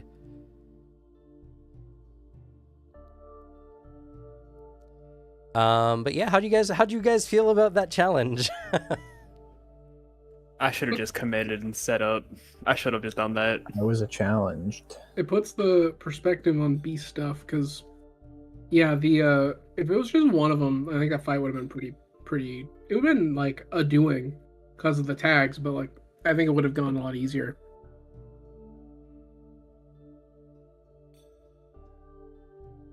Yeah. You have 2 of them. Well, yeah, and there's 2 of them, so you guys had just more threats to worry about in a battle. Which is one of the things I kind of like about the system, because it makes choices you make matter. Like, do you defend one friend? Do you attack one that has more injuries on it? Like, there's a lot of strategy that comes from the choice making of multiple threats. Yeah. And to be fair, I mean, those were not necessarily the most dangerous creatures you could fight in this kind of area, but like it should represent, like, when you're traveling the world, these are the kinds of threats that you got to deal with like regularly if you're going through a high enough anima zone. I hope these are the most dangerous things. They promised us there wouldn't be murder creatures out here. No, they promised us that if we ran into murder creatures, they would help us. They did say it wouldn't be too bad. And to be fair, like Devin pointed out earlier, they kind of just did attack you guys as ferociously as they did because you guys just kind of sideswiped them out of nowhere. Not to say that if they discovered you, they wouldn't square up and fight you, but they became enraged and panicked like they did because they were attacked out of nowhere and kind of put in a life or death battle they didn't sign up for. That's on them. Shouldn't have been in our way. I guess so. I mean, you guys got some materials. And when I rolled the what was it, the Lost Sheep, where or no, it wasn't that one. It was the last tag was like something useful or whatever. I can't remember. It was just like, oh, awesome. So these creatures can give you guys some extra benefit because they're lithivores and they can find materials, and that's kind of like their whole thing.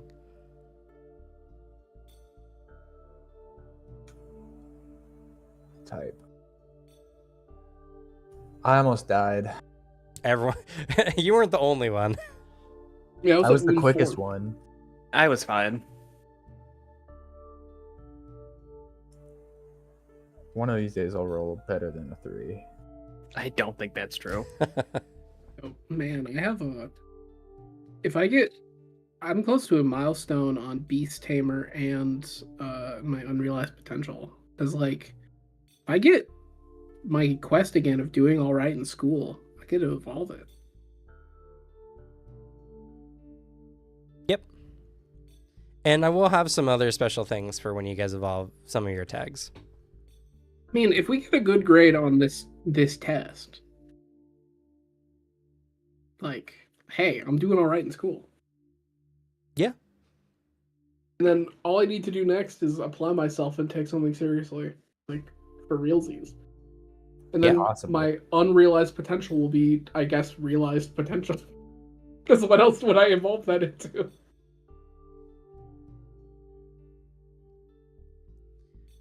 Yeah, I don't know. I guess no experience or anything, but anyone want to give any kudos at the end of the session or any comments on the session y'all want to make?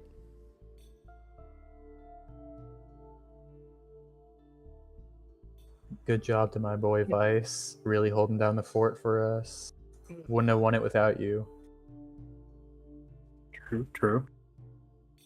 He helped at the, Yeah, at the that's end. that does pair with my kudo of everyone just hating on him.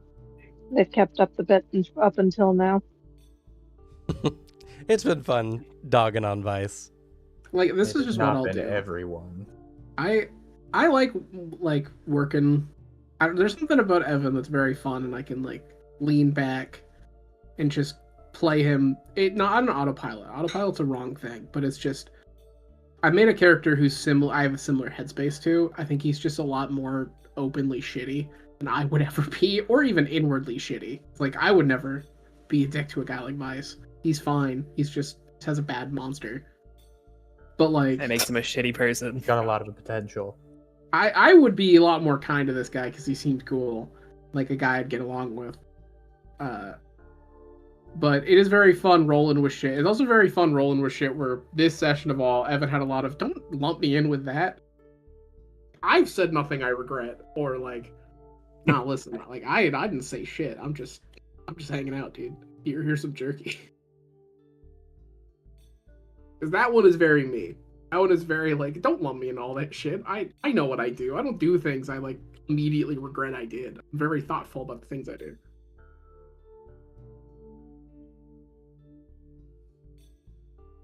I like this group. He's Kai's goat. He's Thomas's ungulate, you know? You know, you guys keep saying ungulate like it's a word, you know? It means even toed. I think whenever I hear ungulate, it sounds really gross. It sounds like something involved with like vomiting. That is A what I lot think of them every time. do vomit up their food to reconsume it. Nasty. And like I don't know what is there like a fucking elephant? Is that what an ungulate is? I believe elephants. Or part of our No, I don't think they're in it. ungulates, no. 'Cause I I'll know be hippos honest. Are. It is this beast tamer thing is the first time I've heard that word. I've never heard the term ungulate. Yeah, it's the ones that you and everyone else would think of as an ungulate is sheep, llama, goat. They're just a hoofed animal.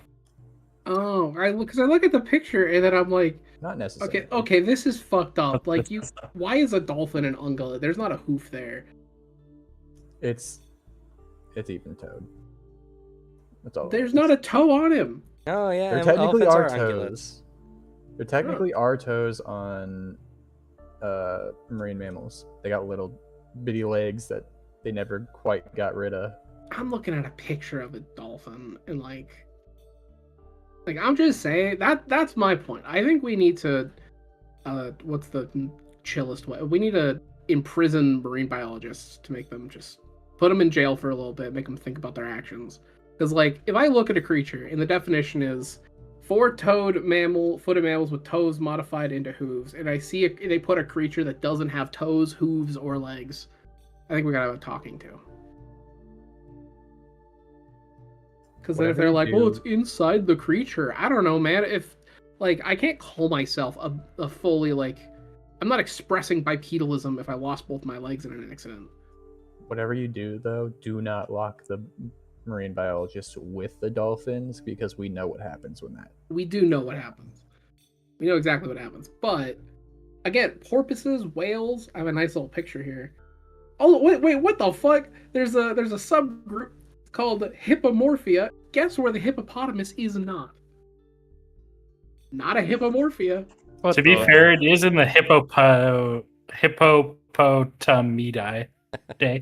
It's in the Whippomorpha. Which one? What the fuck does that mean? And why is hippopotamus in the same category as dolphin and whales? I think we need to deal with biologists, man. I think they've had it too good for too Hippos long. live in the water. That one's close. They do like water, and hippos are scary and pretty cool. They But are. you know what I see on hippos? Feet, toes. Yeah. I just think it's fucked up. I'm now mad. This has pissed me off now because I'm so mad hippos aren't in the hippomorphia category. Hey, there's a reason we separated things out of ungulates. There's That's a true. reason I put elephants and hippos and rhinos with cows and not with ungulates or horses.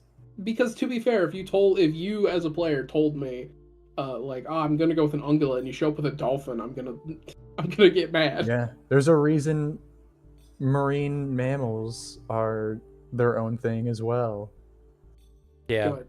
Also, I'm realizing we also put camel, horses, and unicorns. And Yeah, because I wanted to specify, because I know camel, it feels like ungulate, but I feel like it's more horse. I would argue that too. Yeah. I would, because it's like, if there's a line, like the same line, I'd say if you put like a separating camels and like zebra, like that all feels vaguely horse. Llama, maybe that's where I draw the line, because like I don't have a history of riding llama.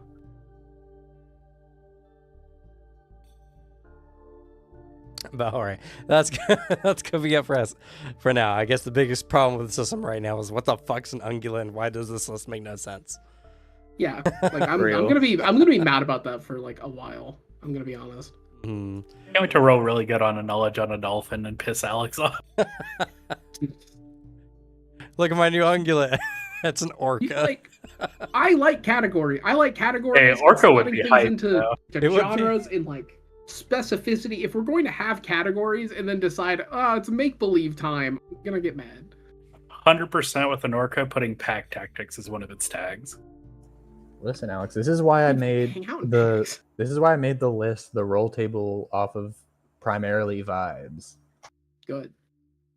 We Now- know more than marine biologists, and you can quote me on that. The problem is there are some gaps left in the roll table. Like, would you put platypus with marine mammal, or would you put it Yeah. with miscellaneous mammal? I would say marine mammal. Wait, marine implies ocean in some form, so I would say I miscellaneous. think it's aquatic mammal. It might be.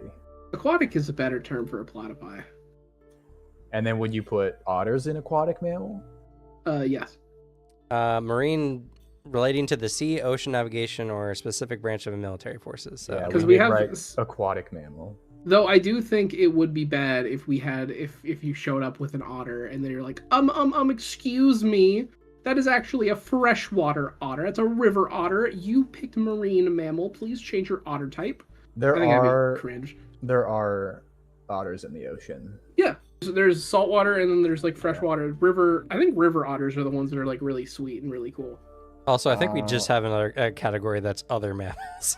There's Yeah. miscellaneous mammals, but what goes in there? Because so far, any rodent is in there. Rodents ain't Yeah. got their own thing. We got bunnies, little rabbits. We got whatever you would fit in there, which I think if you want to put otters and platypuses and stuff in there, that's fine. You I got think like it's a vibe. hedgehogs and porcupines. How do you feel in the moment if you roll up with like I'm playing an otter because I got the aquatic mammal? If that doesn't make you annoyed, then I think it's clear. Play the platypus, you get a poison dew claw. True. And they produce milk, which is probably beneficial. Maybe. Sure. They sweat the Sure. milk. Oh, the moment where Cam has to say, I guess your lactating tag applies. Yeah, that's what I want. Me pulling out my space attribute platypus where he just has infinite pouch. Oh, Legend of the Mist was a mistake. I Can't wait for my didn't next expect the creature. lactating tag to come into play. Yeah, I have a poison lactating platypus, and I just kind of throw him at things. It's a wet slap, like you threw I apply my paper wet towel slap ball. tag. Yeah, it's like a wet slap, and like poison goes flying because he's lactating poison. That's a good creature combo. All Write right, that this down, is guys. this is Curse. This is Curse. We're gonna go ahead and say goodnight. Good night. Good night. All right, everyone. Good night. Bye.